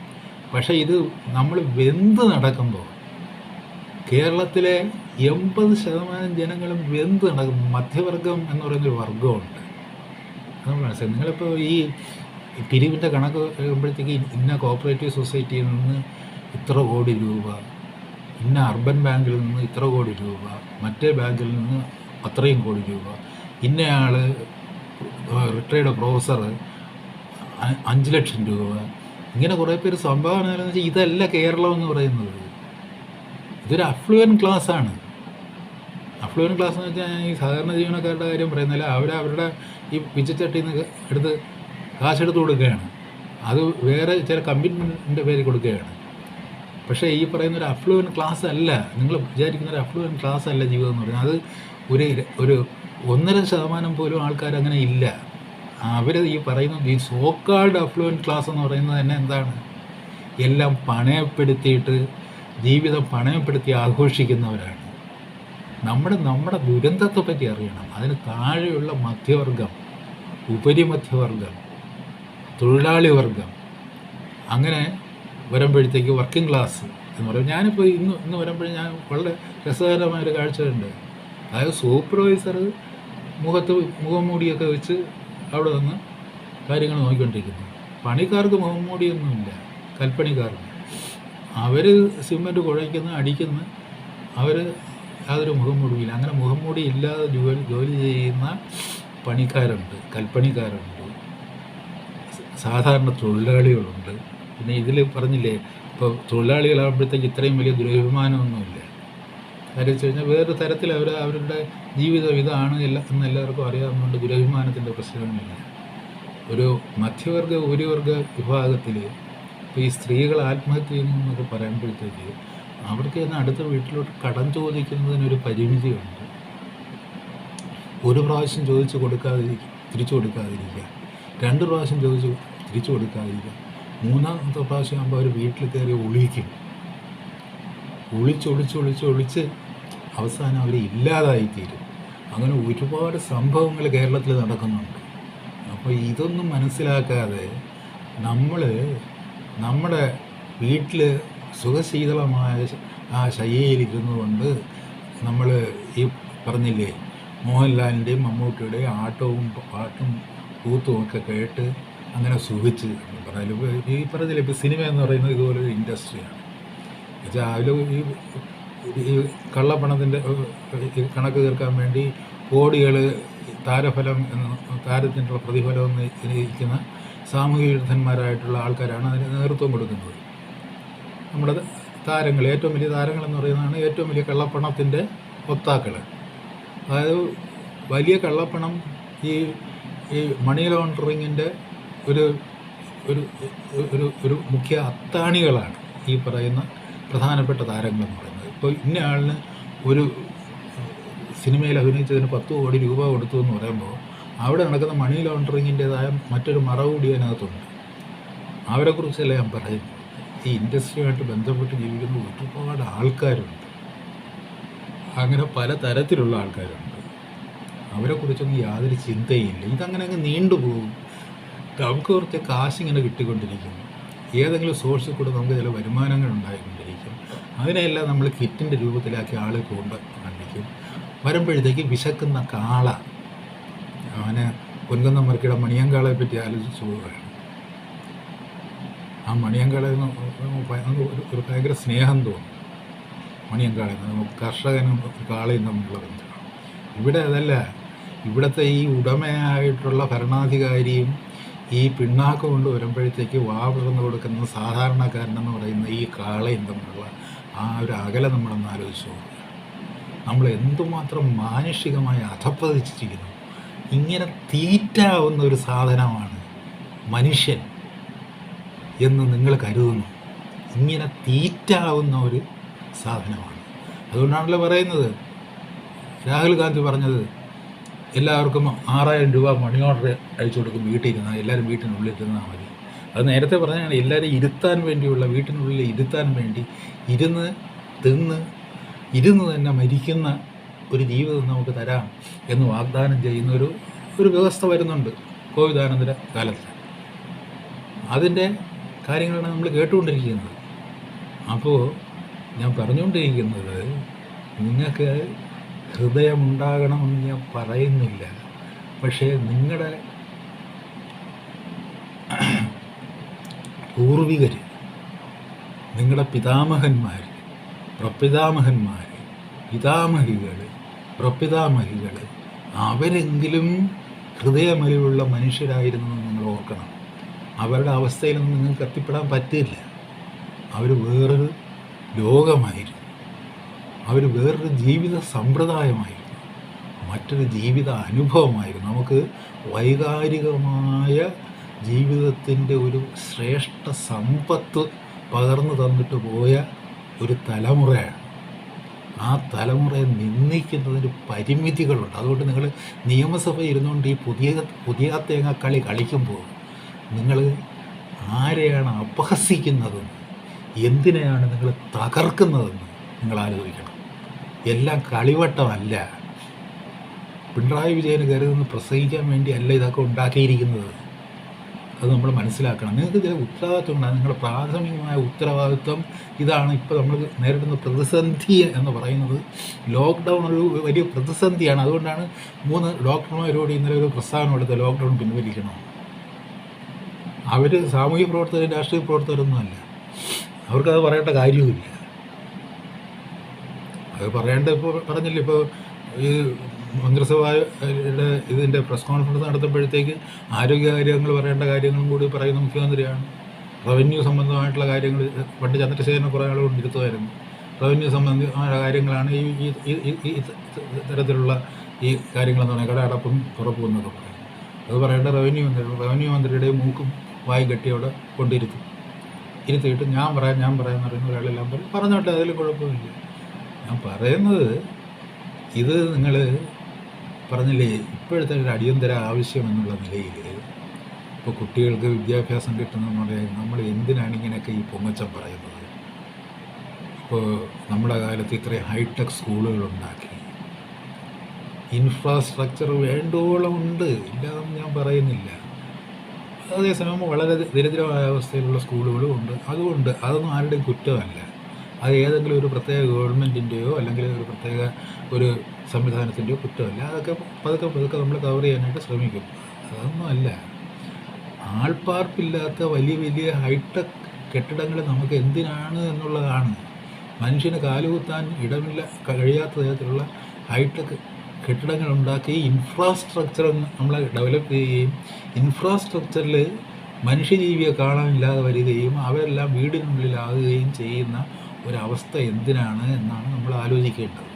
അപ്പോൾ അതുകൊണ്ട് ഇനിയെങ്കിലും നിങ്ങൾ താരതമ്യേന പ്രധാനം എന്ന് കരുതുന്ന ഈ ജീവിതം തിരിച്ചുപിടിക്കൽ എന്ന് പറയുന്ന വളരെ പ്രധാനപ്പെട്ട വൈദ്യശാസ്ത്ര സംബന്ധമായ ഒരു പ്രവർത്തനത്തിൻ്റെ പ്രാഥമികമായ ഉത്തരവാദിത്വം സംസ്ഥാനത്തിനാണ് എന്നുള്ളത് കൊണ്ട് അതിൽ വളരെ ശ്രദ്ധ പതിപ്പിച്ചിട്ട് സ്വന്തം നിലയിൽ ഇത് പറഞ്ഞില്ലേ, ഒരു രോഗം എങ്ങനെയുണ്ടായി, എന്താണ് ആ രോഗത്തിൻ്റെ നേര്, ആ രോഗത്തിൻ്റെ വസ്തുത എന്താണ്. അല്ലാതെ ഈ പറഞ്ഞില്ല, ഇപ്പോൾ ഇന്നലെയും ചവറ ഒരു കോവിഡ് ആശുപത്രി, എത്രയോ ബെഡുള്ള ഓക്സിജൻ ബെഡുള്ള കോവിഡ്, ഇവിടെ എന്താ ഈ ലോകം മുഴുവൻ കോവിഡ് പിടിച്ചിടക്കുകയാണ്. എല്ലായിടവും കോവിഡ് ആശുപത്രി കെട്ടണം. അങ്ങനെ കോവിഡ് ആശുപത്രികളൊന്നും പറഞ്ഞ് കെട്ടാൻ വേണ്ടിയുള്ള പറയുന്നത്, നമുക്കൊരു TB ആശുപത്രിയുണ്ട്, നമുക്ക് ക്യാൻസറിന് ആശുപത്രിയുണ്ട്, ഇപ്പോൾ ശ്രീചിത്രയുണ്ട്, മറ്റേ SAT ഉണ്ട്, കൊച്ചുങ്ങൾക്കുള്ള ആശുപത്രിയുണ്ട്. അങ്ങനെയുള്ള ചില പ്രധാനപ്പെട്ട കേന്ദ്രങ്ങളുണ്ടാകാം, അത് മനസ്സിലാകും. പക്ഷേ നാട്ടിൽ ഉടനീളം നമ്മൾ കോവിഡ് ആശുപത്രി ഉണ്ടാക്കുക എന്നുള്ളതിന് എന്താ അർത്ഥം ഇരിക്കുന്നത്? ചില സ്പെഷ്യലൈസേഷനുള്ള ചില ഹോസ്പിറ്റൽസ് നമുക്ക് അവിടെ ഇവിടെ ആയിട്ട് ഉണ്ടാക്കാം. കോവിഡ് എന്ന് പറയുന്ന അത്തരത്തിൽ സ്പെഷ്യലൈസേഷൻ ആവശ്യപ്പെടുന്ന തരത്തിലുള്ളൊരു രോഗമൊന്നും അല്ല, അങ്ങനെ എസ്റ്റാബ്ലിഷ് ചെയ്തിട്ടൊന്നുമില്ല. അങ്ങനെ ഒരു സ്പെഷ്യലൈസേഷനും അതിനാവശ്യമില്ല. ഇപ്പോൾ ഇവിടെ എത്ര പേര് ക്യാൻസർ പിടിച്ച് മരിക്കുന്നുണ്ട്?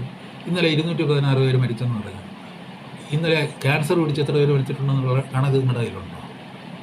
ഇന്നലെ ഹൃദയാഘാതം മൂലം എത്ര പേര് മരിച്ചിട്ടുണ്ടെന്നുള്ള കണക്ക് നിങ്ങളുടെ കയ്യിലുണ്ടോ? ഇന്നലെ റീനൽ ഫെയിലിയർ മൂലം മരിച്ചിട്ടുള്ള എത്ര എന്നുള്ള കണക്ക് നിങ്ങളുടെ കയ്യിലുണ്ടോ? ഇതൊക്കെ ഇതിനേക്കാളുമൊക്കെ വലിയ കടുത്ത രോഗങ്ങളാണ്.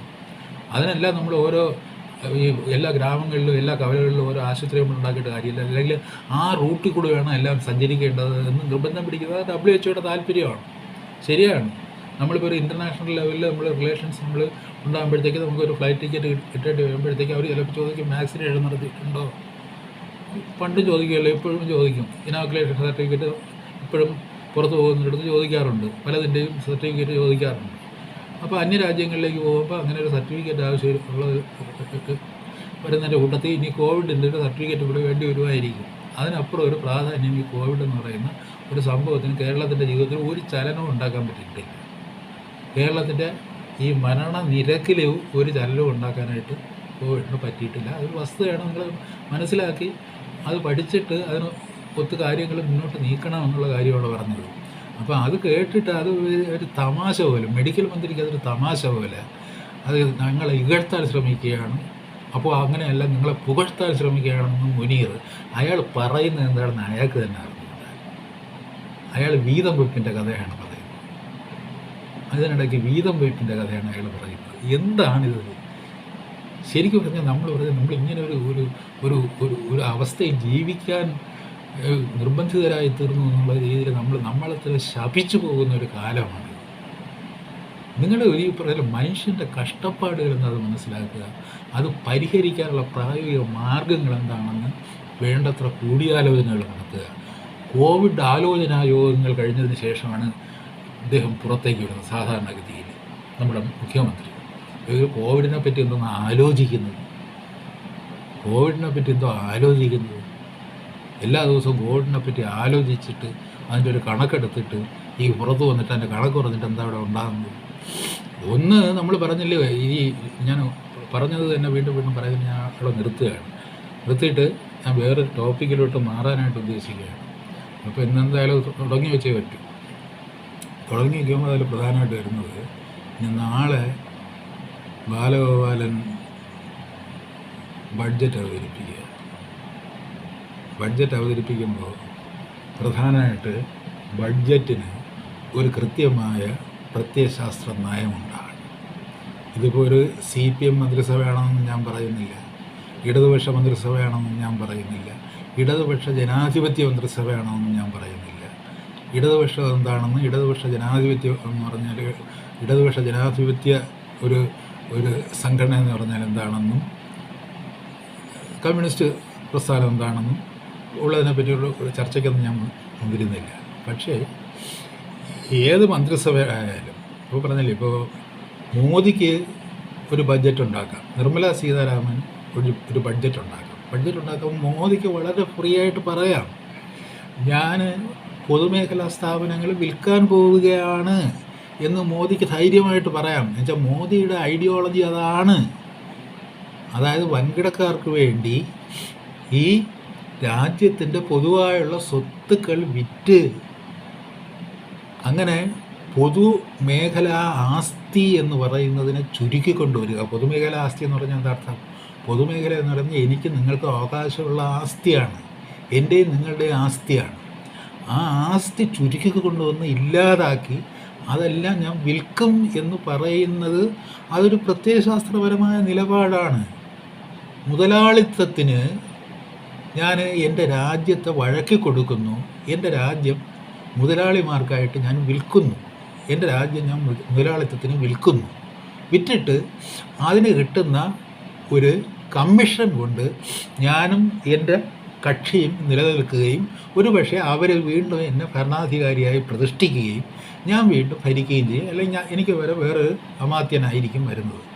ഇതാണ് മോഡിയുടെ നിലപാട്.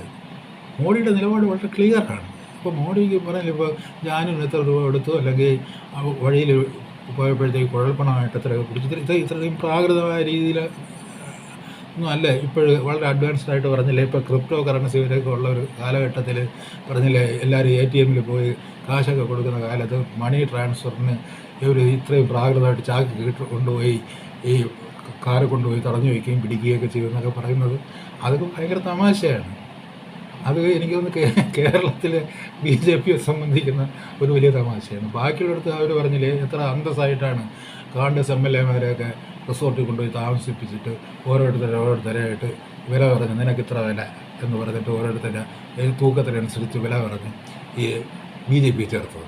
അതൊക്കെ അറിയാവുന്ന BJPക്കാർ ഇവിടെ കേരളത്തിൽ മാത്രമേ ചേർത്താൽ. ഇത് അശിക്ഷിതരായ ഏതൊക്കെ ആളുടെ കയ്യിൽ കാശൊക്കെ കൊടുത്തയച്ചാൽ അവർ അത് ആകെ കൊണ്ട് നശിപ്പിച്ച് കളയും. അപ്പോൾ അത് BJPയെ സംബന്ധിച്ചിടത്തോളം നമ്മുടെ ധനകാര്യ മുതലാളിത്തത്തിന് ഒത്താശ ചെയ്യുന്ന ഒരു പ്രത്യയശാസ്ത്ര സമീപനമുള്ള ഒരു പാർട്ടിയെ സംബന്ധിച്ചിടത്തോളം ആ തരത്തിൽ നമ്മൾ മുതലാളിത്തം നമ്മളെ സംരക്ഷിച്ചുകൊള്ളും. അല്ലെങ്കിൽ വൻകിട മുതലാളിത്തം, ഇപ്പോൾ ഇനി വരുന്ന കോർപ്പറേറ്റ് മുതലാളിത്തം എന്ന് പറയുന്നത് ലോകരക്ഷകനാണ്. അവർ ലോകത്തിൻ്റെ ഗതി നിയന്ത്രിക്കും.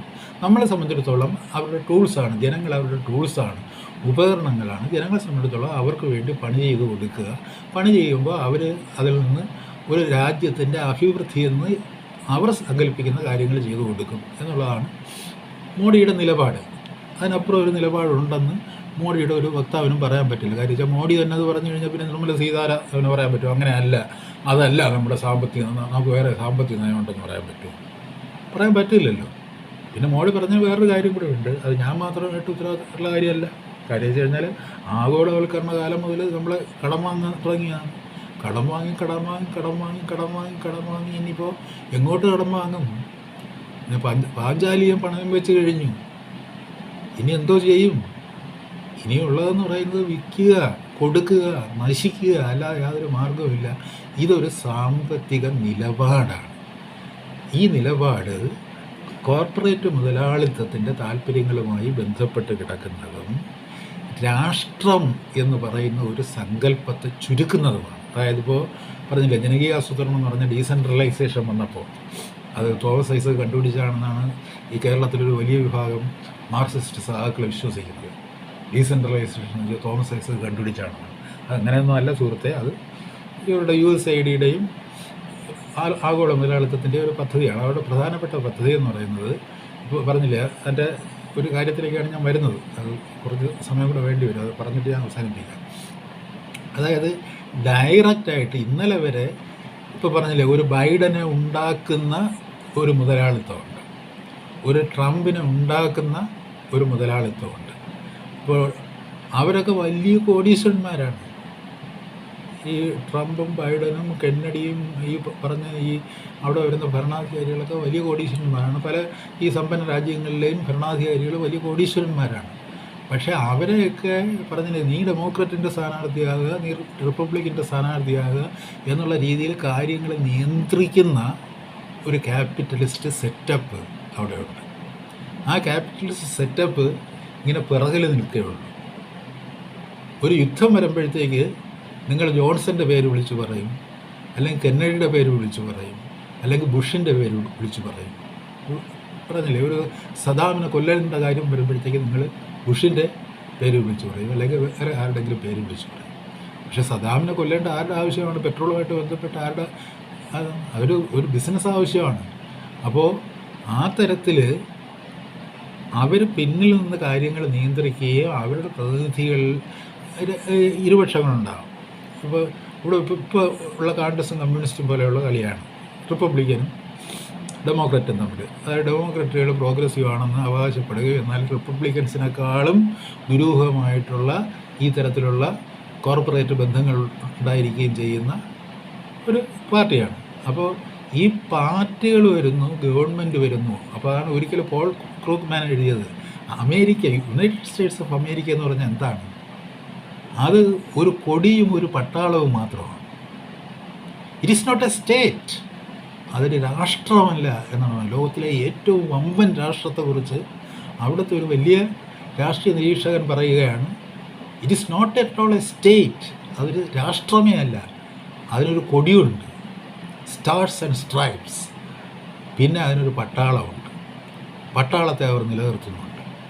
അതിനപ്പുറം അതൊരു രാഷ്ട്രമല്ല. കാരണം ആ രാഷ്ട്രത്തിൻ്റെ സമ്പത്ത് മുഴുവൻ കൈയടക്കിയിരിക്കുന്നതും അതിനെ നിയന്ത്രിക്കുന്നതും കോർപ്പറേറ്റുകളാണ്, ക്യാപിറ്റലിസ്റ്റുകളാണ്. അപ്പോൾ അവർ ഡയറക്റ്റായിട്ട് ഭരിക്കുകയല്ല. ഇപ്പോൾ പണ്ട് ഈ പറഞ്ഞതുപോലെ ദൈവം ഡയറക്റ്റായിട്ട് വന്ന് ഭരിക്കില്ല. പുരോഹിതന്മാർ ഭരിക്കുന്നൊരു കാലം ഉണ്ടാകുന്നുണ്ട്, പക്ഷേ ദൈവം ഡയറക്റ്റായിട്ട് ഭരിക്കില്ല. ദൈവം അതിന് പകരം തിരുവിതാംകൂറിലെ ഏതെങ്കിലും ഒരു കുടുംബത്തിൽ നിന്ന് അതിന് പറ്റിയ ഒരാളിനെ കണ്ടെത്തി രാജാവായിട്ട് പ്രതിഷ്ഠിക്കുകയാണ് ചെയ്യുന്നത്. അപ്പോൾ ദൈവം പത്മനാഭനായിരിക്കും, പത്മനാഭൻ്റെ ദാസനായിരിക്കും ഭരിക്കുന്നത്. ഇത് തന്നെയാണ് ആധുനിക മുതലാളിത്തത്തിൽ സംഭവിക്കുന്നത്.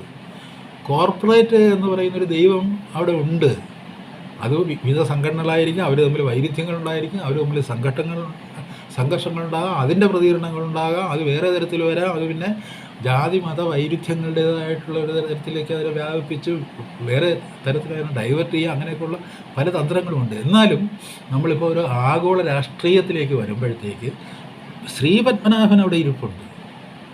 ശ്രീപത്മനാഭൻ്റെ ദാസനാണ് ബൈഡൻ, ശ്രീപത്മനാഭൻ്റെ ദാസനാണ് ട്രംപ്. അതാണ് ഇന്നലെ വരെ നിലനിന്നിരുന്ന ഒരു സ്ഥിതിവിശേഷം എന്ന് പറയുന്നത്. ഇനി ഇത് മാറുമോ എന്നുള്ളൊരാശങ്കയിലാണ് ഇപ്പോൾ ലോകം.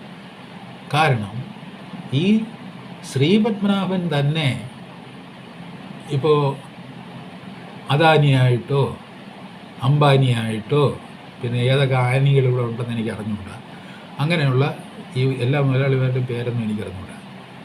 പണ്ട് നമ്മൾ ചെറുപ്പകാലത്ത് എന്തോ സിംഗാനി എന്നും ബിർള എന്നും ടാറ്റായും എന്നൊക്കെ പറഞ്ഞാൽ അവരൊക്കെയാണ് ലോകത്തിലെ ഏറ്റവും വലിയ പ്രഭുക്കളെന്നൊക്കെ വിചാരിച്ചിരുന്നത്. ഇപ്പോൾ അങ്ങനെയൊന്നുമില്ല. വിജയമല്യൊക്കെ പോലെയുള്ള നല്ല നല്ല തകർപ്പൻ സാധനങ്ങളാണ് നമുക്കുള്ളത്.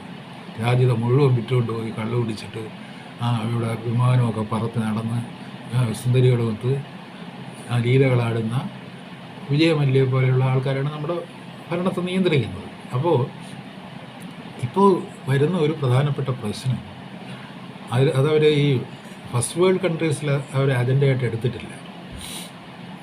ശ്രീപത്മനാഭൻ നേരിട്ട് ഭരിക്കണമെന്നുള്ളൊരു കാര്യം അവർ അജണ്ടയായിട്ട് എടുത്തിട്ടില്ല. പക്ഷേ ആഗോളവൽക്കരണത്തിന് ശേഷം ഈ ശ്രീപത്മനാഭദാസൻ എന്ന് പറയുന്ന മുതലാളിത്തത്തിൻ്റെ ഏജൻസ് ഡയറക്റ്റായിട്ട് ഭരണത്തിൽ കൈകടത്തുകയും ഈ അവരുടെ പ്രതിനിധികളായിരുന്ന രാഷ്ട്രീയ പ്രതിനിധികളെ, രാഷ്ട്രീയ പാർട്ടികളുടേതായിട്ടുള്ള ആൾക്കാരെ, അതായത് ഈ പറഞ്ഞ ബൂർഷ്വാ ഡെമോക്രസിയുടെ ഭാഗമായിട്ട് വരുന്ന രാഷ്ട്രീയ പ്രതിനിധികളുടെ ആൾക്കാരെ സൈഡ് ലൈൻ ചെയ്യുകയും ചെയ്യുന്ന ഒരു പ്രവർത്തനം മൂന്നാം ലോക രാജ്യങ്ങളിൽ നടപ്പിലാക്കാനുള്ള ശ്രമമുണ്ട്. അതിൻ്റെ ഭാഗമായിട്ടാണ് ഡീസെൻട്രലൈസേഷൻ വരുന്നത്. അതിൻ്റെ ഭാഗമായിട്ടാണ് ഗ്രാമങ്ങളിൽ നിന്ന് to lift state from the villages. അത് MP പരമേശ്വരൻ പച്ചയായിട്ട് എഴുതി വെച്ചതാണ്.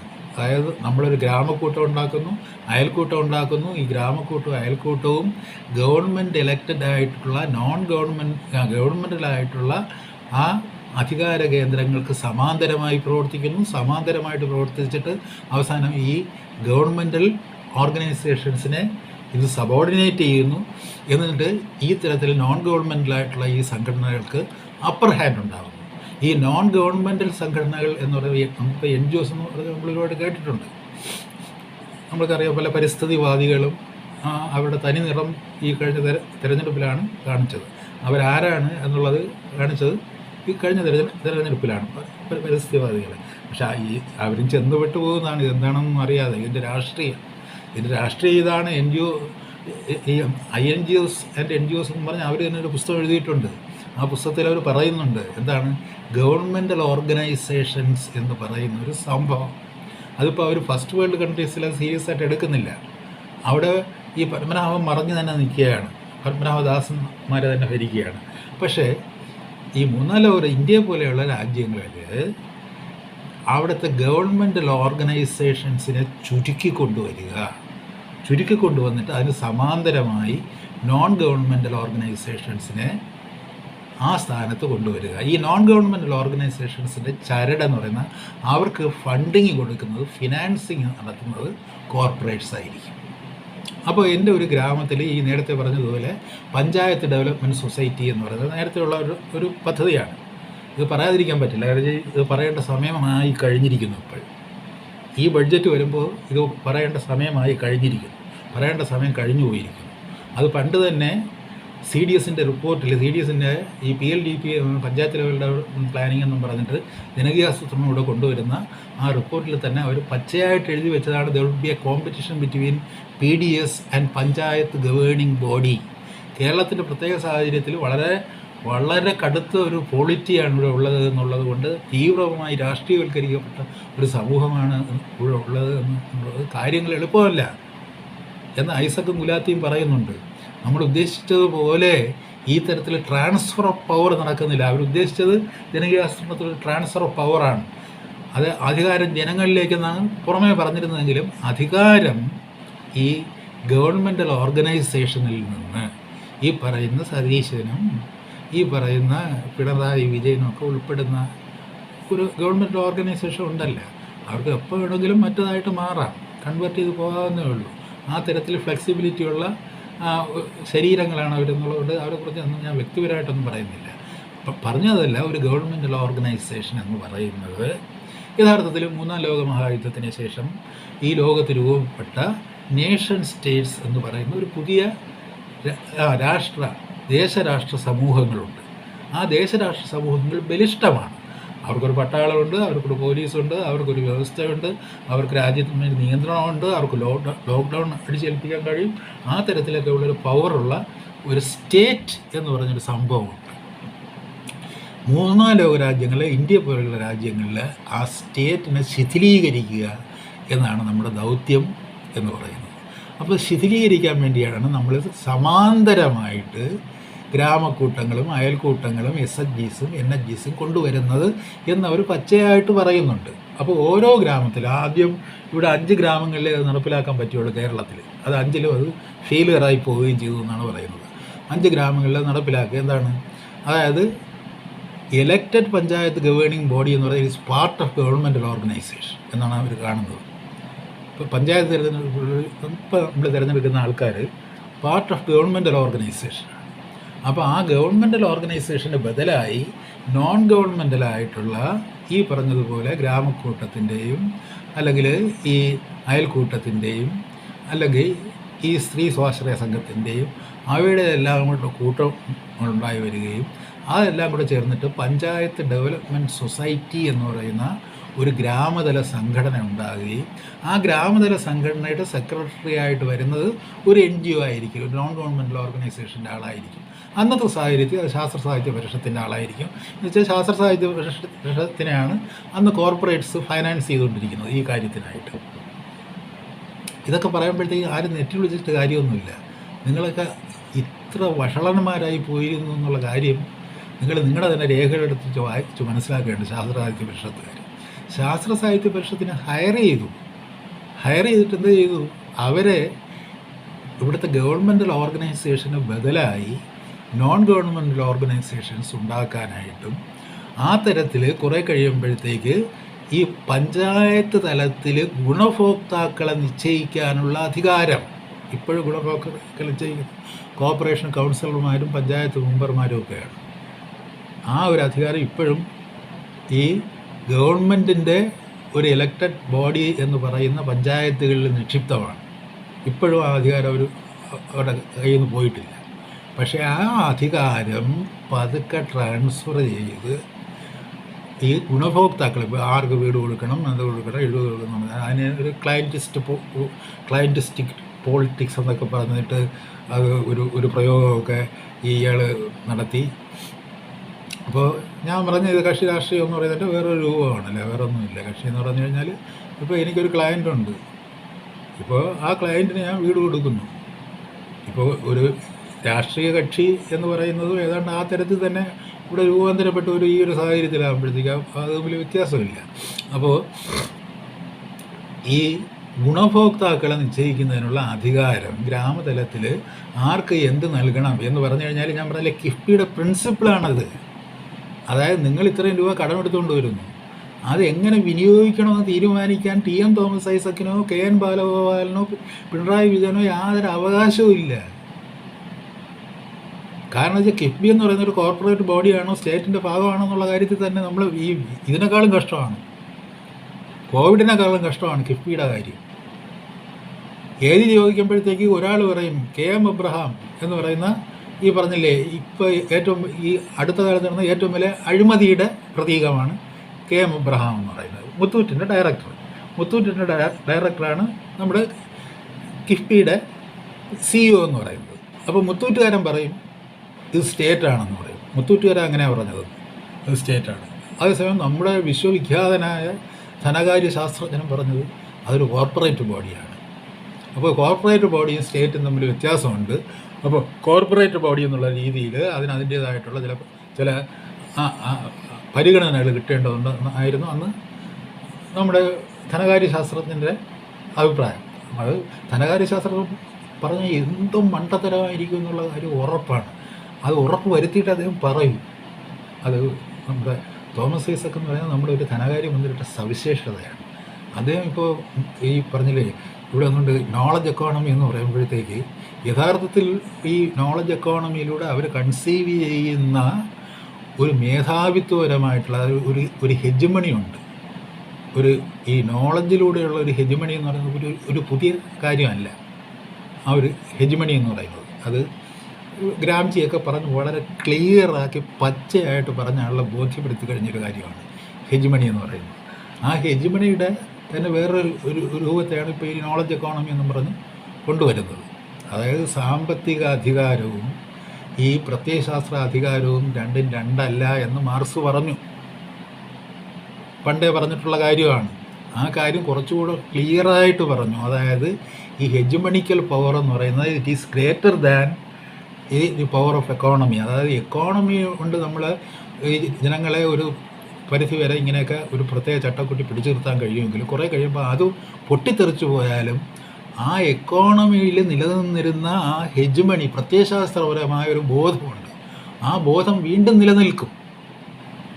അതാണ് പറഞ്ഞത്. ഇപ്പോൾ ഇന്ത്യയിൽ നിന്ന് ഡിനാസ്റ്റി പോയി, അതായത് ഒരു പ്രത്യേക കുടുംബം രാജ്യം ഭരിക്കണം എന്നുള്ള ഒരു ബോധം, അതൊരു പഴയ ഒരു ഹെജമണിക്ക് ആയിട്ടുള്ളൊരു കോൺഷ്യസ്നെസ്സാണ്. അത് ഇന്ത്യയിൽ നിന്ന് അപ്രത്യക്ഷമായതിന് ശേഷവും വീണ്ടും നമ്മൾ ഒരു കുടുംബം തന്നെ ഇപ്പോൾ അവസാനം അത് പ്രിയങ്ക ഗാന്ധി ആയാലും മതി, അല്ലെങ്കിൽ പ്രിയങ്ക ഗാന്ധിക്ക് ഇനി ജനിക്കാൻ നിൽക്കുന്ന കുട്ടിയായാലും മതി എന്നൊക്കെ നമ്മൾ പറയുന്നത് ആ പഴയ ഡിനാസ്റ്റിയിൽ നമ്മൾ നിൽക്കുന്നു എന്നുള്ളത് കൊണ്ടാണ്. അതൊരു ഹെജമണിക്കായിട്ടുള്ളൊരു സംഭവമാണ്. ആൻഡ് ദി പവർ ഓഫ് ഹെജമണി എന്ന് പറയുന്നത് പവർ ഓഫ് നോളജാണ്. അപ്പോൾ ഇറ്റ് ഓവർ റൺസ് എക്കോണമി എന്ന് പറയുന്ന ഒരു പ്രിൻസിപ്പിൾ ഉണ്ട്, നേരത്തെ തന്നെ ഉണ്ട്. അപ്പോൾ അതിനെ ഇങ്ങനെ അരച്ച് തേച്ച് ഈ പാല് കുളിപ്പിച്ച് കൊണ്ടുവന്നിട്ട് നോളജ് എക്കോണമി എന്നൊക്കെ പറയുമ്പോഴത്തേക്ക് പിന്നെ അതാണ് ഞാൻ പറഞ്ഞത്, പറയുന്ന കാര്യം എന്ത് പറഞ്ഞാലും ഒരുപാട് ആലോചിച്ച് മാത്രമേ തോമസ് ഐസക് പറയൂ. എന്നാണ് അത്രയും ഗാഠമായിട്ട് അദ്ദേഹം ആലോചിക്കുന്നത്, പറയുന്നത് മണ്ടത്തരം തന്നെ ആയിരിക്കണമെന്ന് ഉറപ്പ് വരുത്താൻ വേണ്ടിയാണ്. ഇത് എന്ത് സാധനമാണ് പറയുന്നതെന്ന് അറിയണ്ടേ, തിരിച്ചറിയണ്ടേ. ഇത് മാർക്സ് പറഞ്ഞ കാര്യമാണ്, അല്ലെങ്കിൽ ഹെജമണിയെ പറ്റി ഈ ഗ്രാംജി പറഞ്ഞ കാര്യമാണ്. എങ്ങനെയാണ് ഈ പറഞ്ഞതുപോലെ പ്രത്യയശാസ്ത്രപരമായ അല്ലെങ്കിൽ നോളജിൻ്റെ ലെവലിലുള്ള ഒരു പ്രത്യേക പ്രക്രിയയിലൂടെ ഈ ആധിപത്യം തുടർന്ന് നിലനിർത്താൻ ഒരു എക്കോണമിയിൽ എങ്ങനെ ആധിപത്യം നിലനിർത്താൻ പറ്റും, അല്ലെങ്കിൽ പരമമായിട്ട് അൾട്ടിമേറ്റായിട്ട് ആധിപത്യം നിങ്ങൾ നിലനിർത്തുന്നത്. ഇപ്പോൾ എക്കോണമിയുടെ സബ്സ്ട്രക്ചർ ഉണ്ടായിരിക്കെ, അത് വളരെ പ്രധാനമായിരിക്കെ നിങ്ങൾ പരമാധിപത്യം നിലനിർത്തുന്നത് ഹെജമണിയിലൂടെയാണ്, അല്ലെങ്കിൽ പ്രത്യയശാസ്ത്രപരമായ വിവക്ഷകളിലൂടെയാണ് എന്ന് പറഞ്ഞ ഒരു കാര്യം എന്ന് പറയുന്നത് ഇവിടെ പരക്കെ അംഗീകരിക്കപ്പെട്ടുള്ള ആൾ ഒരുപാട് കാലമായിട്ട് പാടി നടക്കുന്നതാണ്. അതിപ്പോൾ ഈ പറഞ്ഞില്ലേ, ഈ ഒരു പുതിയ കുപ്പിയിലാക്കിയിട്ട് ഈ കോർപ്പറേറ്റ് കമേഴ്ഷ്യലിസത്തിൻ്റെ കുപ്പിയിലാക്കിയിട്ട് നമ്മുടെ നിയമസഭയുടെ മേശപ്പുറത്ത് കൊണ്ട് വെച്ചിട്ട് ആഹാ നോളജ് എക്കോണമി എന്ന് പറഞ്ഞിട്ട് ഇവിടുത്തെ ആൾക്കാരെല്ലാവരും കൂടെ ആഹ്ലാദഭരിതരായി തുള്ളിച്ചാടുന്ന ഒരു കാലഘട്ടമാണ്. അപ്പോൾ അതുകൊണ്ട് ഇന്നിപ്പോൾ എന്തായാലും ഒന്നും പറഞ്ഞു തീർക്കാൻ പറ്റില്ല. ഞാൻ എൻ്റെ ഒരു തുടക്കം മാത്രം പറയുകയാണ്. ഞാൻ പറയുന്നത് ഈ സ്റ്റേറ്റ്സിനെ ബലഹീനമാക്കി, അതായത് നേഷൻ സ്റ്റേറ്റ്സിനെ ബലഹീനമാക്കി, ഗവൺമെൻറ്റിനെ ബലഹീനമാക്കി, അതിൻ്റെ സ്ഥാനത്ത് കോർപ്പറേറ്റുകൾ ഫണ്ട് ചെയ്യുന്ന സംഘങ്ങൾ ഈ ഗ്രാമങ്ങളെ ഭരിക്കുന്ന അവസ്ഥ ഉണ്ടാകുന്നതാണ് യഥാർത്ഥത്തിൽ ജനകീയ ആസൂത്രണത്തിൻ്റെ ആദ്യഘട്ടത്തിൽ വിഭാവന ചെയ്തിരുന്നത്. എന്ന് വെച്ച് കഴിഞ്ഞാൽ അത് MP പരമേശ്വരൻ പച്ചയായിട്ട് എഴുതി വെച്ചിട്ടുണ്ട്. അതായത് the state will be lifted away from the villages. അതായത് ഈ രാഷ്ട്രഭരണകൂടം എന്ന് പറയുന്നത് വില്ലേജസിൽ നിന്ന് എടുത്തു മാറ്റപ്പെടും. ഇപ്പോൾ വിതറിങ് അവേ ഓഫ് സ്റ്റേറ്റ്സ് എന്നൊക്കെ നമ്മൾ പഠിച്ചിട്ടുണ്ട്. അതുമായിട്ട് യാതൊരു ബന്ധമില്ല. കാരണം വെച്ച് കഴിഞ്ഞാൽ ഇവിടെ എന്താണ്, കോർപ്പറേറ്റുകൾ അവരുടെ ഈ സാമ്പത്തികാധികാരം സ്ഥാപിക്കുന്ന ഒരു കോണ്ടെക്സ്റ്റാണ്. വിതറിങ് അവേ ഓഫ് സ്റ്റേറ്റ്സ് എന്ന് പറയുന്നത് ഈ സ്വകാര്യ മൂലധനത്തിൻ്റെ അവസാനമാണ്. അങ്ങനെ ഇല്ലാത്ത ഒരവസ്ഥയാണ്. അങ്ങനെ അല്ലാതെ വരുന്ന വേറൊരു തരമാണ്. അതിനെപ്പറ്റി ഞാൻ ഇപ്പോൾ ഡിസ്കസ് ചെയ്യുന്നില്ല, അത് കുറേ കൂടെ സങ്കീർണമായ കാര്യമാണ്. അപ്പോൾ ഇത് വന്നപ്പോഴത്തേക്ക് ചോദിച്ചു, അത് പരമേശ്വരൻ പറഞ്ഞത് ശരിയല്ലേ, വിതറിങ് അവേ ഓഫ് സ്റ്റേറ്റ്സ് അല്ലേ, മാർക്സിസത്തിലും വിഭാവനയിരിക്കുന്ന വിതറിങ് അവേ ഓഫ് സ്റ്റേറ്റ്സ് അല്ലേ. അപ്പോൾ ഇത് അങ്ങനെ സ്റ്റേറ്റ്സ് അങ്ങ് ഇല്ലാതാകുകയല്ലേ ചെയ്യുന്നത്. സ്റ്റേറ്റ്സ് ഇല്ലാതാകുകയല്ല, സ്റ്റേറ്റ്സ് സബ്സ്റ്റിറ്റ്യൂട്ട് ചെയ്യപ്പെടുകയാണ്. കോർപ്പറേറ്റ്സ് ഡയറക്റ്റായിട്ട് അവരുടെ ഏജൻറ്റന്മാരെ സബ്സ്റ്റിറ്റ്യൂട്ട് ചെയ്യുകയാണ്. അങ്ങനെ സബ്സ്റ്റിറ്റ്യൂട്ട് ചെയ്യുമ്പോൾ, ഞാൻ ഇവിടെ വെച്ച് നിർത്തുന്ന ബാക്കി കാര്യങ്ങൾ നാളെ വിശദീകരിക്കാം, ഇതിൻ്റെ ബഡ്ജറ്റും കൂടെ വരുന്നുണ്ട്. അങ്ങനെ അങ്ങനെ വരുമ്പോഴാണ് യഥാർത്ഥത്തിൽ ഒരു പിണറായി വിജയൻ്റെ സ്ഥാനത്ത് നാളെ വരുന്നത് ഈ പറഞ്ഞ ഈ കടൽ പിടിക്കാൻ വന്നൊരു കക്ഷി ഉണ്ടല്ലേ, ഇപ്പോൾ വന്ന് പ്രിയങ്ക സ്ഥാനാർത്ഥിയായിട്ട് നിർത്തിയ അയാളായിരിക്കും ഒരു പക്ഷേ അവിടെ ഇരിക്കുക, പിണറായി വിജയൻ്റെ സ്ഥാനത്തിരിക്കുക. അല്ലെങ്കിൽ ഒരു ഗ്രാമത്തലവനായിട്ട് വരുന്നത്, അല്ലെങ്കിൽ the head of the village എന്ന് പറയുന്നത്, അല്ലെങ്കിൽ പഞ്ചായത്ത് ഡെവലപ്മെൻറ്റ് സൊസൈറ്റിയുടെ സ്ട്രക്ചർ അനുസരിച്ച് അതിൻ്റെ സെക്രട്ടറിയുടെ സ്ഥാനത്ത് വരുന്നത് ഈ ഏത് ഏജൻസിയാണോ ഒരു ഫണ്ട് ചെയ്യുന്നത്. ഇപ്പോൾ ശാസ്ത്ര സാഹിത്യ പരിഷത്തിനെ ഫണ്ട് ചെയ്തുകൊണ്ട് ശാസ്ത്ര സാഹിത്യ പരിഷത്തുകാരനായിരിക്കണം സെക്രട്ടറി എന്നായിരുന്നു അക്കാലത്ത് തീരുമാനം, PDS. അപ്പോൾ PDS എന്ന് പറയുന്നത് പഞ്ചായത്ത് ഗവേണിംഗ് ബോഡിക്ക് മേൽ അധികാരമുള്ളതും പഞ്ചായത്ത് ഗവേണിംഗ് ബോഡിയെ അസാധുവാക്കുന്നതുമായ ഒരു സംഘടനയായി തീരണമെന്നുള്ള വിവക്ഷയാണ് ജനകീയാസൂത്രണത്തിലുണ്ടായിരുന്നത്. നിങ്ങൾ പഞ്ചായത്ത് രാജും മറ്റാണ് മറിച്ചാണ്, അത് ഭയങ്കരമാണ്, അത് ഇത് ജനങ്ങളുടെ അധികാരം വരെയാണ്, എന്താ സ്ത്രീ ശാക്തീകരണം വന്നു, പിന്നെ പെണ്ണുങ്ങളുടെ ഈ സംഘടന ഉണ്ടായല്ലോ, അതിൻ്റെയൊക്കെ മഹത്വത്തെ പറ്റി പറയുമ്പോൾ നിവൃത്തിയില്ലാതെ സംഭവിച്ചു പോയതാണ് കേരളത്തിൻ്റെ സാഹചര്യത്തിൽ. അകത്തെ പ്ലാൻ വേറൊന്നായിരുന്നു എന്ന് തോമസ് ഐസക്കും ഗുലാത്തിയും സമ്മതിക്കുന്നുണ്ട്. അത് പച്ചയായിട്ട് CDS ഈ PLDPയുടെ റിപ്പോർട്ടിൽ വളരെ കൃത്യമായിട്ട് എഴുതി വെച്ചിട്ടുണ്ട്. ഞങ്ങളുടെ താല്പര്യം ഇതായിരുന്നു എന്ന്. ഇവരെ മാറ്റി നിർത്തിയിട്ട് പഞ്ചായത്ത് ഡെവലപ്മെൻറ്റ് സൊസൈറ്റിക്ക് ഒരു പ്രസിഡന്റ് ഉണ്ടായിരിക്കും, അത് പഞ്ചായത്ത് പ്രസിഡന്റ് തന്നെ ആയിരിക്കും. പക്ഷേ സെക്രട്ടറി കീ റോളിൽ, അതായത് സുകുമാരൻ നായർ പറഞ്ഞതുപോലെ താക്കോൽ സ്ഥാനം ആരാണ്? ഈ ഫണ്ടഡ് ഏജൻസി ആയിരിക്കും. KSSP എന്ന് പറയുന്ന ഫണ്ടഡ് ഏജൻസിക്കായിരിക്കും താക്കോൽ സ്ഥാനം. അങ്ങനെ ഒരു സമാന്തര ഭരണം വരികയാണ്.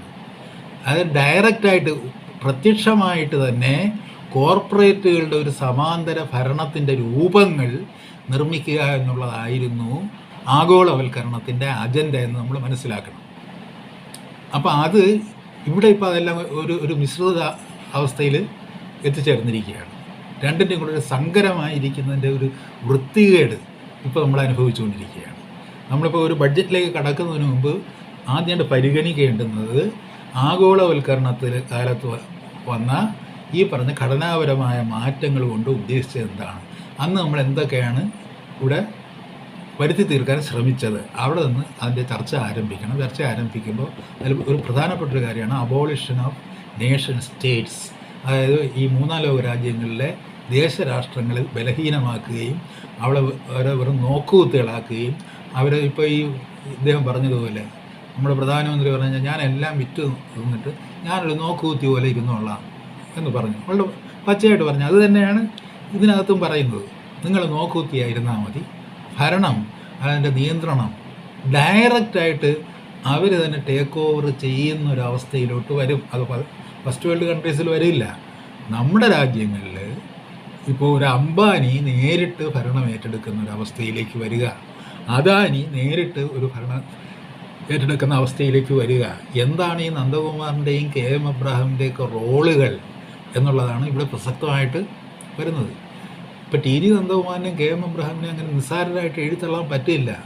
ദേ have a role as the agents of these multinational corporates എന്നുള്ളതാണ്. അവർ എന്താണ്, അവർ പ്രത്യക്ഷത്തിൽ തന്നെ അവരുടെ പ്രതിനിധികളായിട്ടാണ് ഇവരെ ഇങ്ങോട്ട് വിടുന്നത്.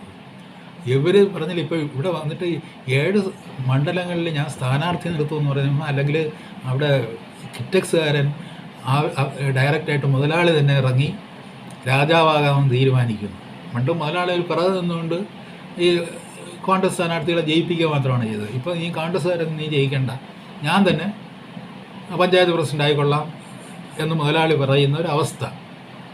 ഈ ഒരവസ്ഥയാണ് യഥാർത്ഥത്തിൽ ജനകീയ ആസൂത്രണത്തിൻ്റെ കാലഘട്ടത്തിൽ മുതൽ വിഭാവന ചെയ്തിരിക്കുന്നത്. അതിൻ്റെ ഡീറ്റെയിൽസിലേക്ക് എന്തായാലും നാളെ വരാം. ഇന്നിപ്പോൾ സമയം ഒരുപാട്, അതായത് ഞാനിന്ന് ഈ ആരോഗ്യത്തെ ടച്ച് ചെയ്ത് എന്തെങ്കിലും പറയണമെന്ന് ആലോചിച്ചതല്ല, അതിന് കുറച്ച് സമയം എടുത്തു പോയി.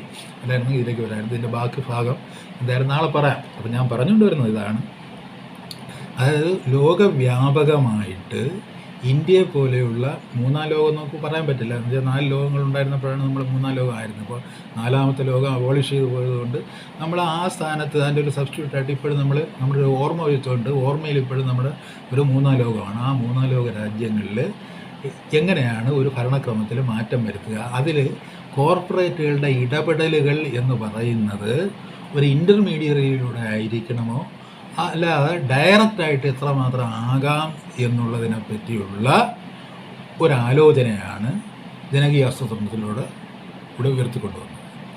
അതിൻ്റെ ദുരന്ത ഫലങ്ങളാണ് നമ്മൾ അനുഭവിച്ചുകൊണ്ടിരിക്കുന്നത്. അപ്പോൾ അതിനെതിരെ ചില പ്രതിരോധങ്ങൾ സ്വാഭാവികമായിട്ട് ഇന്ത്യയെ പോലെയുള്ള പ്രാകൃത രാജ്യങ്ങളിൽ പോലും ഉണ്ട്. അതിനെതിരെയുള്ള പ്രതിരോധങ്ങൾ ഇപ്പോൾ നമ്മളിപ്പോൾ സിറിയയെ പറ്റി ലെബനോണിനെ പറ്റിയൊക്കെ നമ്മൾ ആലോചിക്കുമ്പോൾ എന്താണ് അവിടെയൊക്കെ കയറി അങ്ങോട്ട് അകത്തോട്ട് അങ്ങ് കയറിയിട്ട് എന്തൊക്കെയാണ് ആർക്കോ എന്തൊക്കെയോ വേണ്ടി ചെയ്യുകയാണ്. രാഷ്ട്ര സമൂഹം എന്ന് പറഞ്ഞാൽ ഒരു ഭരണാധികാരി ഉണ്ടെങ്കിൽ ആ ഭരണാധികാരി പിടിച്ചു നിൽക്കാൻ പാടുപെടുകയാണ്. ആ തരത്തിൽ ഈ ഇൻറ്റേർണൽ ഫ്യൂഡ്സ് ഉണ്ടാക്കിക്കൊണ്ട് വരികയാണ്. അല്ലെങ്കിൽ ആ തരത്തിൽ രാഷ്ട്ര സമൂഹങ്ങളെ തകർക്കുന്ന ഒരു വിദ്യ വേറെ തരത്തിൽ മതത്തെ ഉപയോഗിച്ച് പ്രയോഗിക്കുകയാണ് അവിടെയൊക്കെ ചെയ്യുന്നത്. അപ്പോൾ ഇവിടെ അങ്ങനെ അല്ലാതെ കേരളത്തിൽ അത് അങ്ങനെ അല്ലാതെ കൊണ്ടുവരുന്നതിൻ്റെ ഭാഗമായിട്ടാണ് ഈ കടമെടുപ്പ് തുടങ്ങുന്നതെന്നും അതിൻ്റെ ഭാഗമായിട്ടാണ് ഈ ആസൂത്രണം തുടങ്ങുന്നതെന്നും എൻ്റെ ബഹുമാനപ്പെട്ട സ്നേഹിതൻ, ഞാൻ ഒരുപാട് ഐസക്കിനെതിരായിട്ട് എഴുതി പറയുകയൊക്കെ ചെയ്തിട്ടുണ്ട്.